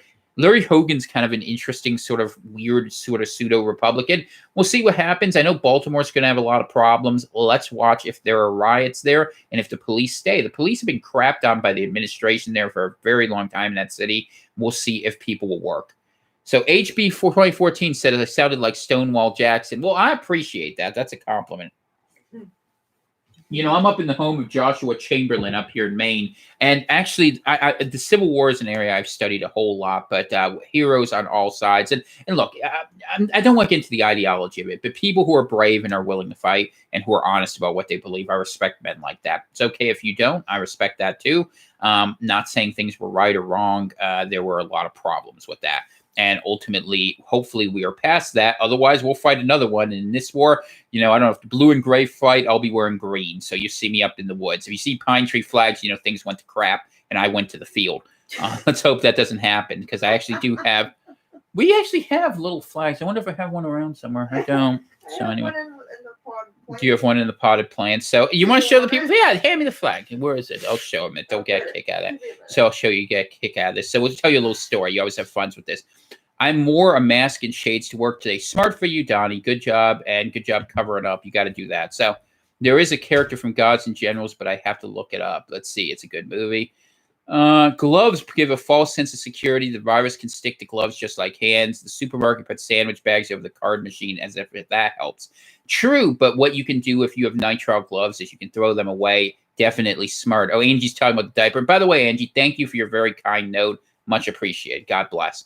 And you didn't have to do that, but I do appreciate it. So let's see. After the diaper, they delivered tons of N95 masks from local business. Feels like BS since sudden non-essential business shut down. Oh, you got my little flag? So see, we actually, in my old life, what I used to do was I was a political dissident, and we even made a little flag for New England. Isn't that fun? I know, there's dirt in it. So that's green. That's not a very good flag, but that's the old flag. We call that the Pines and Lines. We had a lot of fun with that. I know. Did you give me that thing? That's better than the actual theme song that we have. So, but yeah, we you know what? Things are going to be creative up here. And look, I'm not trying to start a revolution. I'm just trying to survive. I'm just telling you that there's a lot of really radical stuff out there in the world that you guys probably have no idea is happening. And a lot of people are on edge. And the reality, you hear about the 3% thing. You don't need a lot of people to act differently to change the way all society works. As it turns out, 2 to 5% could be enough.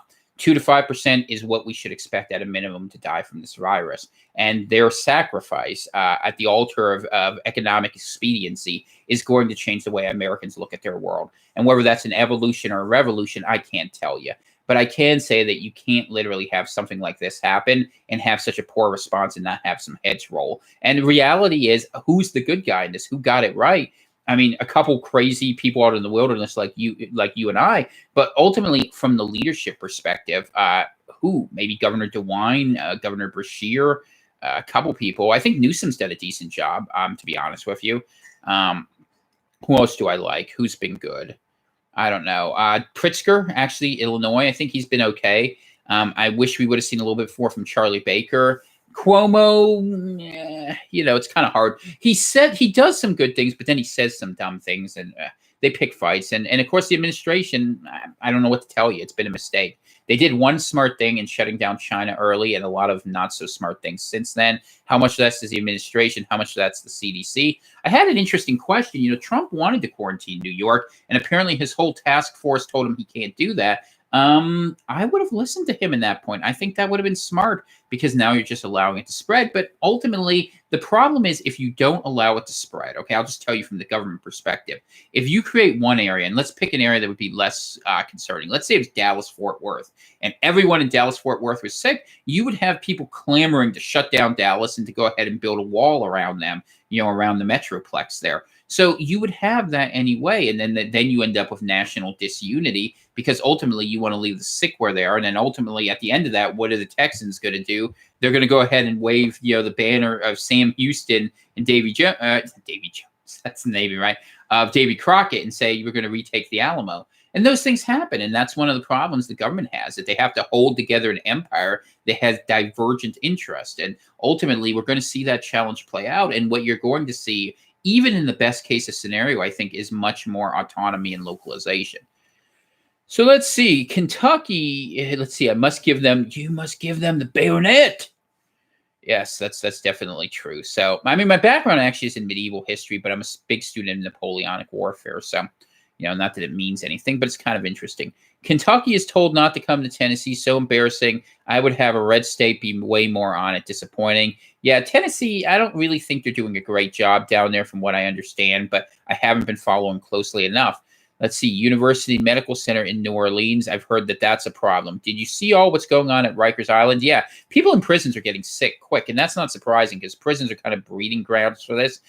What's going to happen? Who's going to be released? I don't know. And in different states, they're banning them from releasing. States that like prisons are probably going to have full ones. States that don't are probably going to have empty ones. If you're in a red state, if you're in Texas, those things are going to fill up quick. If you're in New York or something, or Philadelphia, like they're doing, you're going to see them released. So let's see what says. Stratagoy says us police folk aren't enforcing that. Yeah, it's got to be a hard spot for the police. I mean, ultimately, because you're going to be asked to enforce certain things, and it's going to be difficult. So I don't envy you your jobs. I'm sure you'll do it with professionalism.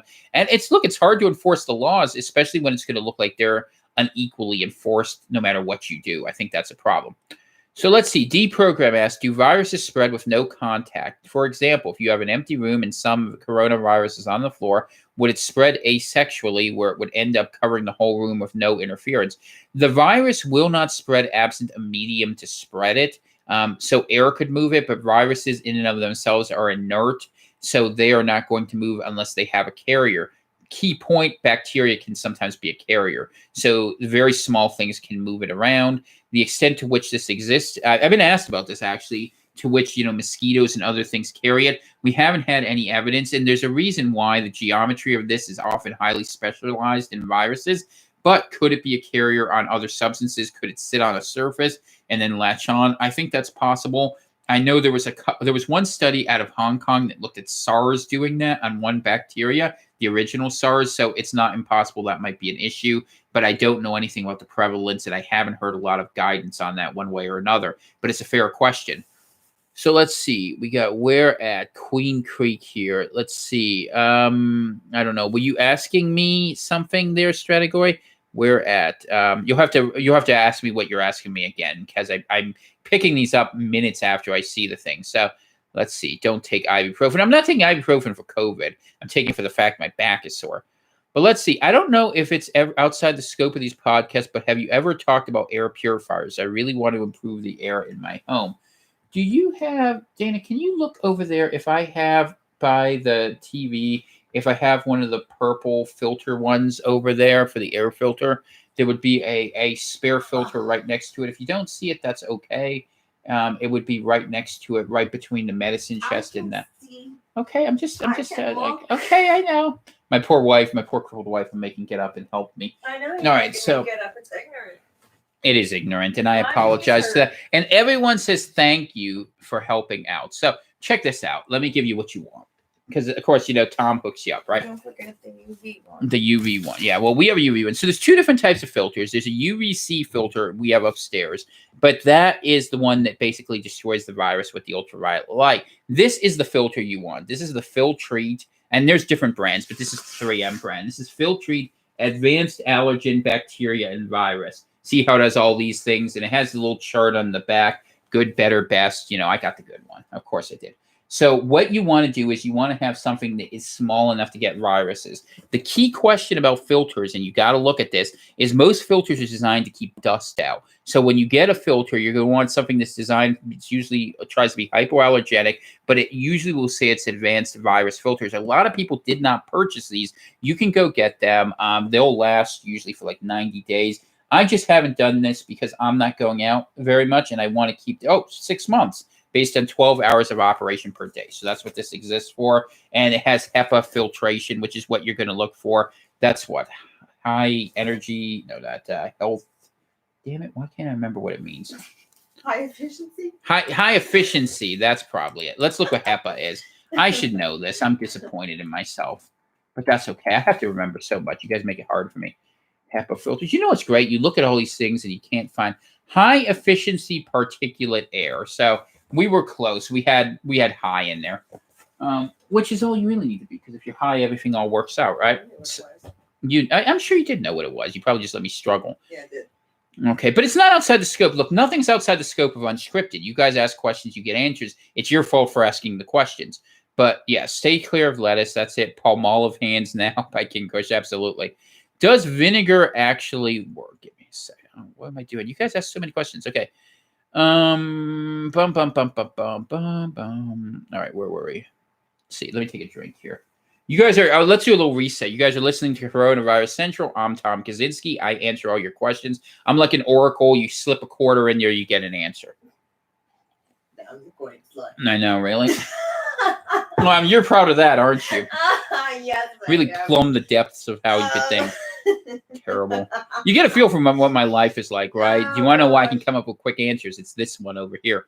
Does vinegar actually work? The CDC website says there was no evidence. Vinegar does work as a general cleaning agent for what's happening with different items. So I will tell you why it would work. It has to do with the pH of it. Viruses are very sensitive to being in, and they don't like to be in acidic environments. For instance, what happens when you eat something? Acids get working out in your stomach. That the stomach acid dissolves it. So an acid will work, and the speed at which it works. You can actually look at it. If you want to look at what would work and what wouldn't work, I don't have for specific items, but there are a number of studies out there about the pH sensitivity of where coronavirus works. If you are outside that range, it will denature the outside of it. And that's what most things will do, as well as dish soap does it in a different way. You can go more basic. So not a problem there.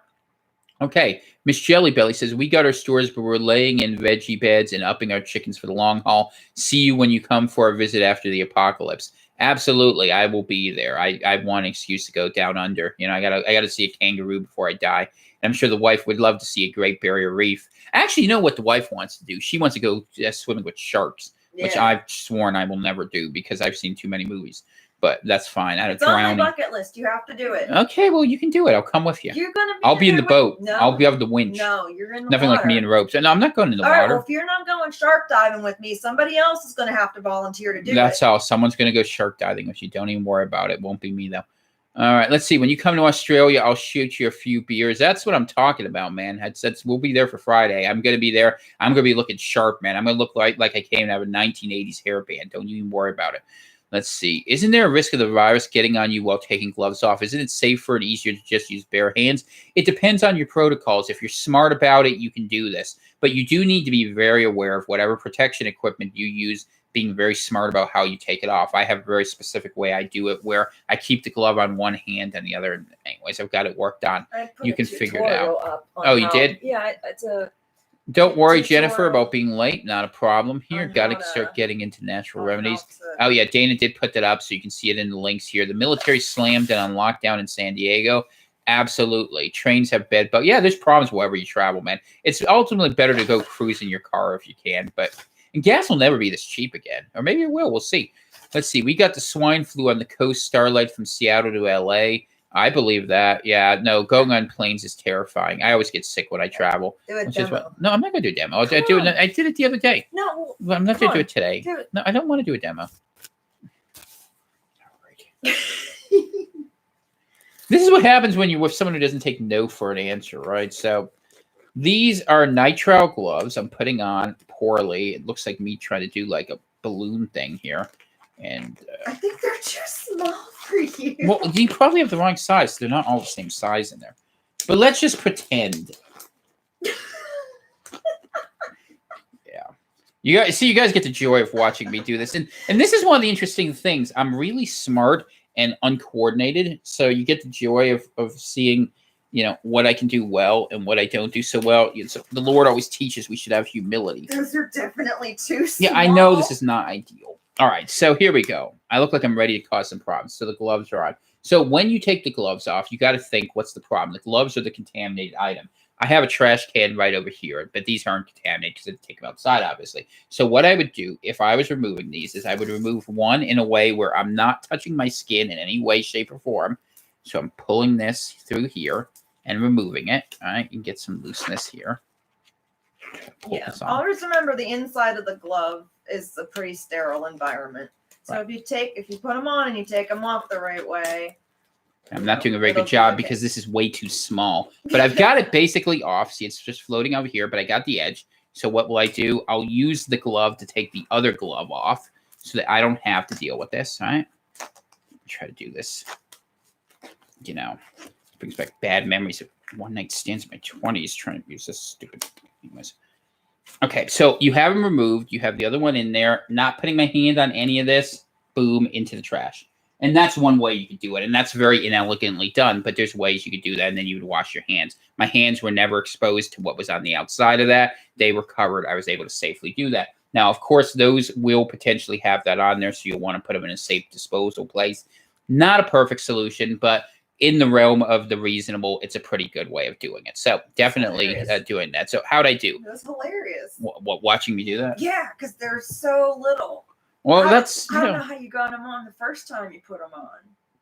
slowly. I'll have to find the All right. other box of gloves for you, the large ones. Absolutely. So, Audra, good to see you. Glad you're here this evening. Hi, Tom. My friends insist on ordering takeout.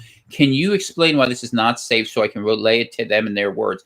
The danger you have with food preparation is that people, when they're preparing food, are standing right over it. So if you are okay, if you don't know that the takeout people are wearing masks, what might happen is that every time they're there, they're coughing onto your food. And these people are probably seeing people more than anyone else. So if you are afraid of that and you're in a high-risk area, you are taking the risk of having that happen.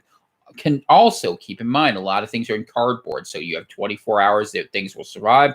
You can survive even longer on plastics. That's a concern. So there is a risk with takeout. I don't think it's enormous, but it's certainly up there. And people have gotten sick from food preparation. So if you do not feel very confident about how your food is being prepared, or how you have, if you have people where they're directly interacting, if they're exchanging money, like I'll give you an example. There's a pizza place in my town in Greenville. They will only accept payment by debit right now. Something interesting to keep an eye on, though, because if you get to the point where people can't use cash, what does that mean for the longer term? Because there will be people who aren't happy about that.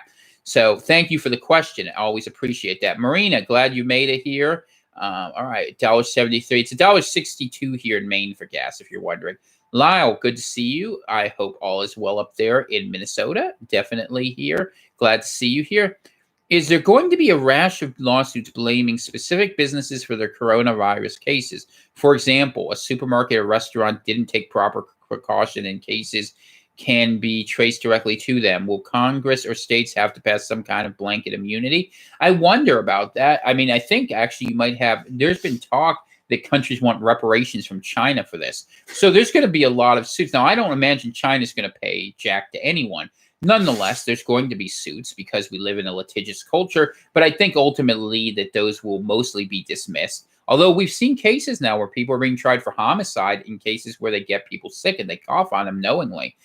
It was a case that used to be the way AIDS was treated, where they would treat it up until a few years ago. I think that if you had HIV and you knew you had HIV and you had unprotected sex with someone without letting them know that you could be charged with a crime, and that was removed recently because it, quote, made a stigma on the community who did that, I wouldn't have agreed with removing those restrictions. But there is a degree of culpability that's out there. So you are going to see a series of lawsuits that are going to come out from this.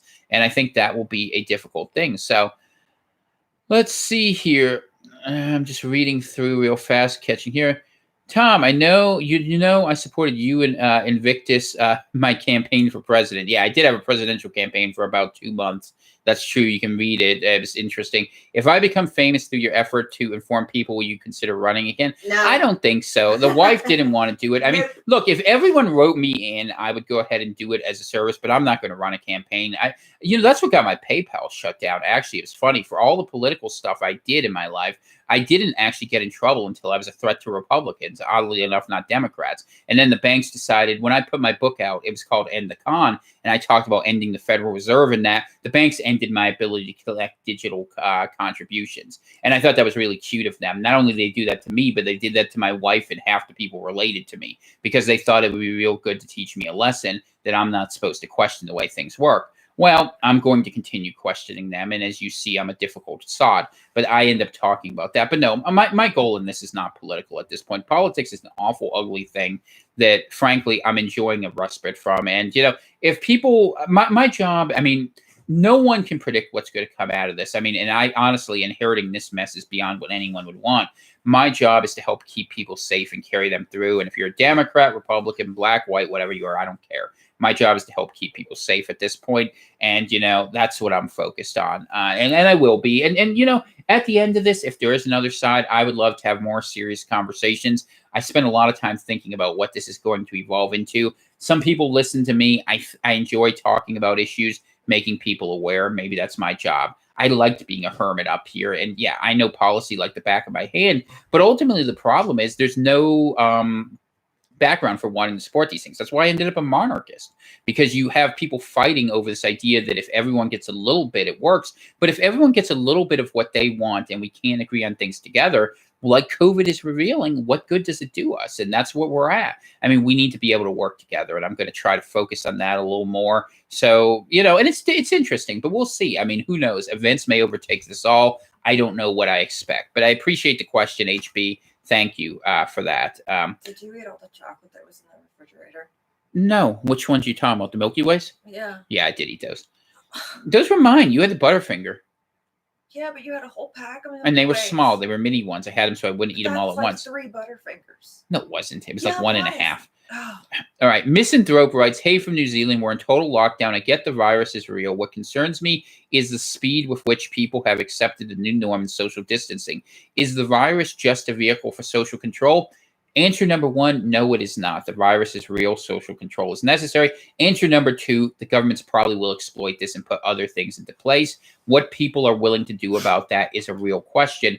And the world beyond the virus is not one that should be dictated to us. You deserve a say in that. And I hope the people in New Zealand will stand up for that.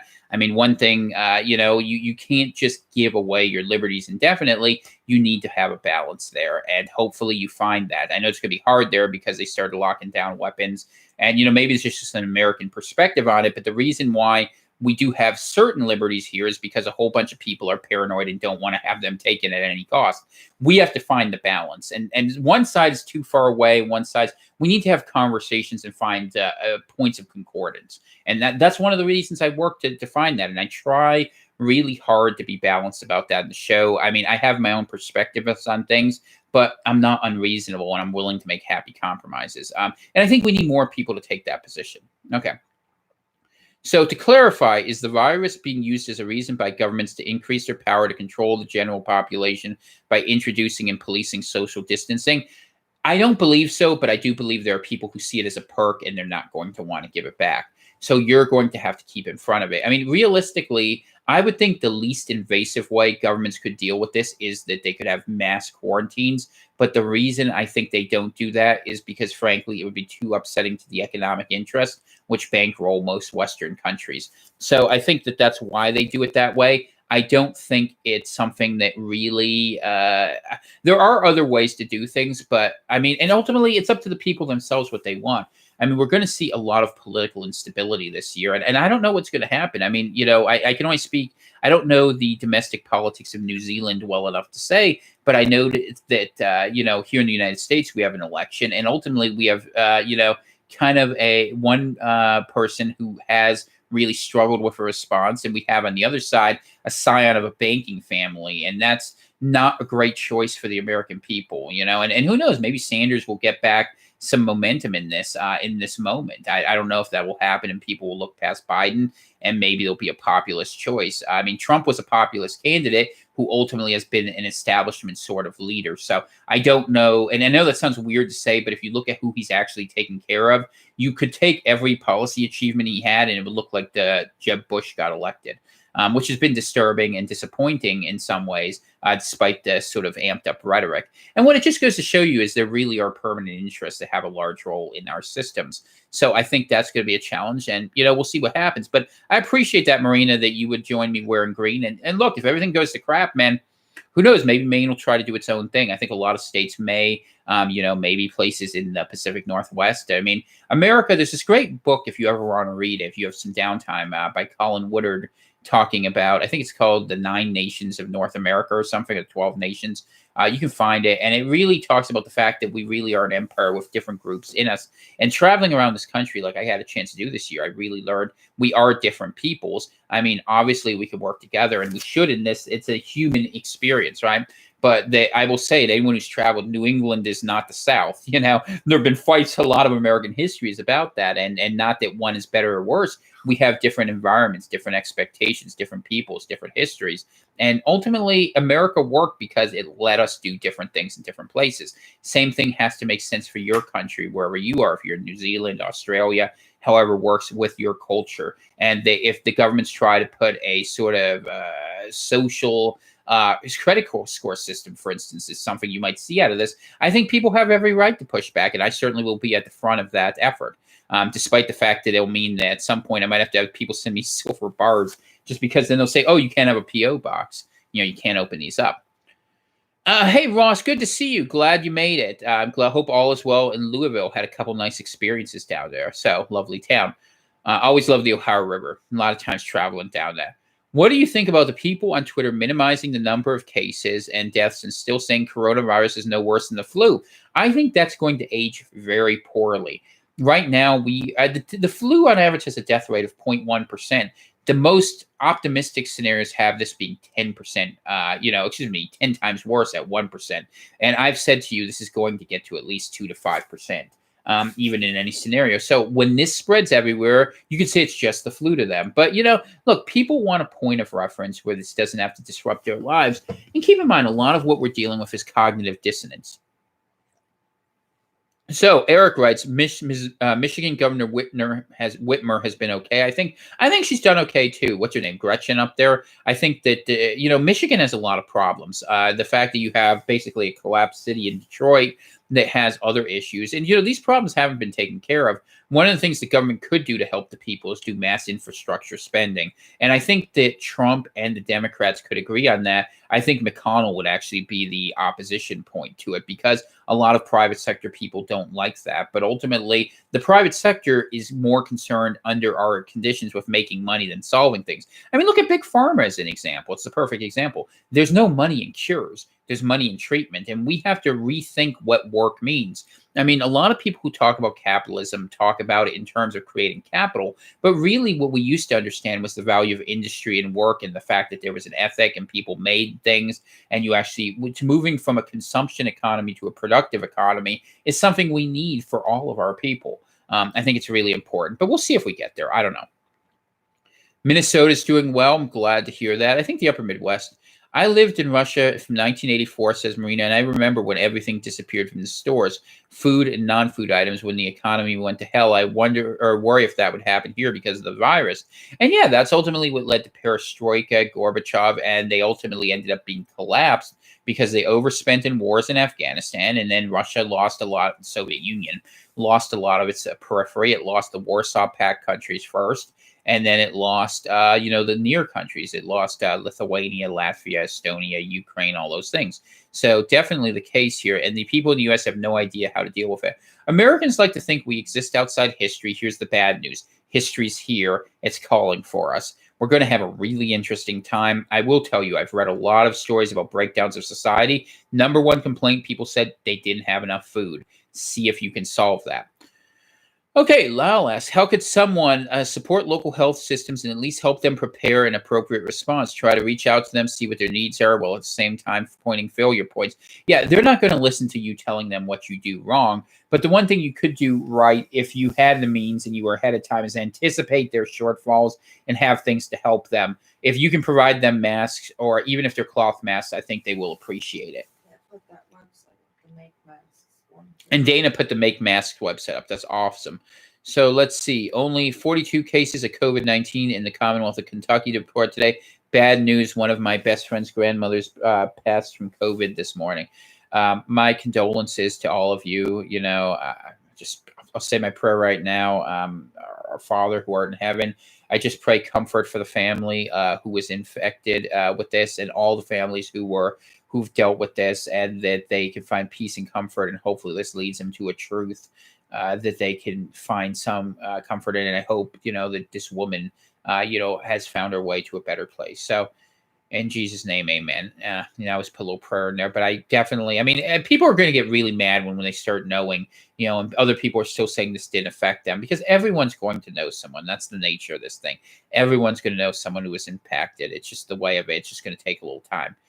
Let's see. Arizona Governor Doug Ducey issues a statewide stay-at-home order. Glad to see that. That's good. Silverback, good to see you here. All right, you guys have so many questions, but I'm going to get through them. I'm going to speed up going through them, though, because we are here and I'm 2 hours in. So I work as an X-ray tech, and one of my wife's friends contracted her to share 50 N95 masks. She received the mask from the parents of a student of hers from China. Great story. And look, there's going to be countries fighting each other. As people, we don't need to do that. Don't get involved in that mess. These pissing contests always go on. It's the nature of human history. And now is really not the time for it, which is, of course, why it happens, right? Let's see. But thank you, Marina. Yeah, I'm glad to do these. We put them out there to help. Joe Buck, greetings from Newfoundland, Tom and Dana. Man, I am glad we have a Newfie in here. I was in, what's the town? I was up in Sydney, Nova Scotia, and I was tempted to get on that boat, man, but I had to get back to the missus because she wasn't, she wasn't feeling well. But I really wanted to go to Newfoundland. I do always blame it on you, but I wanted to go up there, and I wanted to see Grand Mo. I wanted to see all the big parks up there. I definitely will get to Newfoundland one day, one way or another. It's a goal of mine, and I really enjoyed visiting Cape Breton for the Nova Scotians. Anyway, so I like Atlantic Canada. It's interesting. They serve tea with everything instead of coffee. Definitely a fun time. The curve is flattening in San Francisco. Yeah, the curve is flattening a little bit everywhere. It seems like the flattening, that these social distancing measures are making it where people are seeing doubling weekly instead of twice weekly. Good news and bad news. Bad news is the quarantines are going to go on longer. Good news is fewer people are getting sick. Bad news is we're still heading toward herd immunity, just more slowly. But people will stay alive, and hopefully the healthcare system will hold up. There are problems in that. So I'm glad I could help you in the purifying filter here. A good filter you were able to find. And yeah, just make sure it's small enough to get the viruses. Let's see. If you drink certain types of tea, you can raise your pH and make your body less hospitable to the virus. It's a controversial thing, Lel, but I tend to agree with it. Let's see here. And Marina's giving some good advice, turning the gloves inside out. Everything is shut in Newfoundland, save emergency and essential. This includes pharmacy, grocery, and food establishments. Yeah, they're not messing around in Canada. I read in Nova Scotia, they're giving you a $1,000 fine and taking you off the road. And Nova Scotia is pretty laid back usually. So interesting that that's happening. And I think the fact that Trudeau and his wife got it actually probably played a role in that. So we will see here. Okay. Do you know if you have to apply for the government check, or do they just send it to everyone based on your last year's income? I haven't heard, but I don't think you have to apply. You can microwave the takeout food in the packaging, right? That's an interesting question. I would think you could do that, right? With cardboard, put it into the microwave, and that would probably kill the contaminants. If it's certain plastics, I would think that would do it. I haven't thought of it, but that logically makes sense. So I would think so. Well, look. Microwave plastic. Well, not plastic, but I'm saying if you had... Well, no, but he's worried about killing the virus. I'm just saying, would it kill the virus? It should. I wouldn't heat in plastic because it leaches chemicals into your food, but food cooked at certain temperatures should be okay. But what he's asking is if you put a takeout, think of a Chinese takeout box. If it has metal, you can't do this. But if you had a takeout box, it was just cardboard, and you put it in the microwave, would it kill the contaminants? I would think so. Tell me when you've ever seen a Chinese takeout container without a metal thingy-majig on You it. can pull it off. That's more trouble than it's worth. Not if you try to open it up and dump it in a bowl and then wash your hands. Probably. Well, you can see the wife has spoken. Why won't Cuomo agree to shut New York borders? I like him. Otherwise, I don't get it why he's opposed, because they need to get food in there. That's why. And if they start shutting that down, they would have a lot of problems. Come on, man, Ron. Oh, man. No, we're not going to do that. One day, if when this is all over, maybe we'll talk about that. But for this point, it doesn't matter. They carved out an exception for construction crews. They kind of have to, because trucks need to be able to get from point A to point B to feed people. But I do agree that unless they're in very specific levels and being used for specific purposes, a lot of construction should be shut down. Hobbes was a monarchist as well. Of course he was. I mean, monarchies lasted a lot longer. Let's see. Tony asks, your books are on sale for Amazon. Do I make money from these? Yes, I do. That's how I usually make my living, and I'm not making much of one now, to be honest with you, because really, who cares about things like that right now? I had a book out about coronavirus, and Amazon was nice enough to take it down for me. Probably because certain people complain about me, and I'm used to that. That's the nature of the world. Did I stock up on bottled water? If so, why? Yes, I did, because I'm paranoid. But more specifically, I did it because I was worried about contamination of the water supply, not necessarily from coronavirus, but other issues. The town water here, is highly chlorinated, and I have multiple filtration systems. I have a big ProPure filter for it. I use that to theoretically I could take lake water and do that. And I bought a whole bunch of extra filters so I can go 2 years on that. But just in case I needed to be mobile or there was some sort of infection I couldn't anticipate, I went ahead and I got extra filters for that. So that was part of, or excuse me, I probably have, no, I don't know. It's not that much, a 60-day supply of water if I needed it. But I have that just as a backup emergency. Let's see. Michael said the Hungarian parliament just gave their PM indefinite dictatorial powers using the virus as an excuse. Yeah, you're going to see that happen in a lot of countries, actually, to be honest with you, of all political things, because you're going, so let's go about what a dictator is, right? In ancient Rome, where they had the dictator was the Senate realized that there were times that republics didn't work very well. And so they gave power for 6 months or a year to a dictator to deal with a specific crisis that was sunsetted. And that was something that a lot of people did. You know, when we have these czars, as we like to call them, you know, which is just a bastardization of the word Caesar, we ultimately are doing the same thing. So is it a problem? Well, we'll see. It's a decision of how you choose to do that. But one thing I am expecting is the future will have much more authoritarian governments of left and right-leaning authorities. And the reason why is, let's be honest, democracies have really done a poor job dealing with this virus. And why? Because if everyone does what they want whenever they want, you can't deal with the problem. And it will occur to people as the death toll rises that that's something they don't agree with. Herodotus wrote 2,500 years ago that what eventually happens with democracies is the mob gets so mad about how inefficiently it works, they pick a strong man and it runs things for them. And that this pattern goes over and over again. The founders tried to get around that with Montesquieu. That's why they had the 3 branches of government, because the Senate was supposed to be the nobility, the democracy was supposed to be the republic, and the king was supposed to be the executive. And they divided up the powers those ways. But ultimately what happened is the people weren't really represented. The oligarchy kind of got control of all of it. And so we ended up with this weird hybrid system. But we'll see what happens. I don't know. That's a prediction, though, based mostly after things go bad. People tend to want strong leadership, even if it has certain questions. And let's be honest, how many of you would be okay with them taking those crazy kids and rolling them in the back of a wagon for a while for being idiots and risking getting all of us sick? I bet a lot of you would be okay, and I would be too. And ultimately, you're going to see that become much more aggressive as deaths continue and people continue acting irresponsibly, which is something that's a nonpartisan issue, but it will feel partisan because people on the left will be scared to death if Trump did that, just like people on the right would be scared to death if, let's say, a Hillary or Biden or whoever you want would do that, because they would punish their enemies. And that's what happens. Governments do that. And that's why I'm predicting decentralization is the outcome of this, because we don't have the ability to trust one another at that level. And it's unfortunate that this is going to go that way. And I think the fact that things have been decentralized was a necessity for the United States. Okay, my daughter has an immune deficiency lacking T cells. How long should I plan to bunker down? I'm in California. I'm prepared for 2 to 3 months longer. Should I prepare for longer? One of the interesting things, Sarah, I will tell you is the recent studies I've read has said that it's actually inflammatory T cell response that's causing the severe cases. So your daughter might strangely be okay. I don't want to have you take that chance because there's secondary infection issues. But how long should you prepare to bunker down in California? If you don't want her to deal with it and you're waiting for herd immunity to come out, realistically, you might need to wait till the end of the year. But that's a danger, and I don't know. I can't tell you, but I can say that you probably want to at least wait until there is some sort of a medical treatment that is mindful of people who are in her situation. I would say you probably need to be at least 6 months with that situation. So let's see. Michael writes, Amazon confirmed it fired a worker who helped to organize a protest at the Staten Island Fulfillment Center today. The company has said Mr. Smalls was sacked for, quote, among other things, violating social distancing guidelines and putting the safety of others at risk. Yeah, so he got fired because he was basically trying to make a union.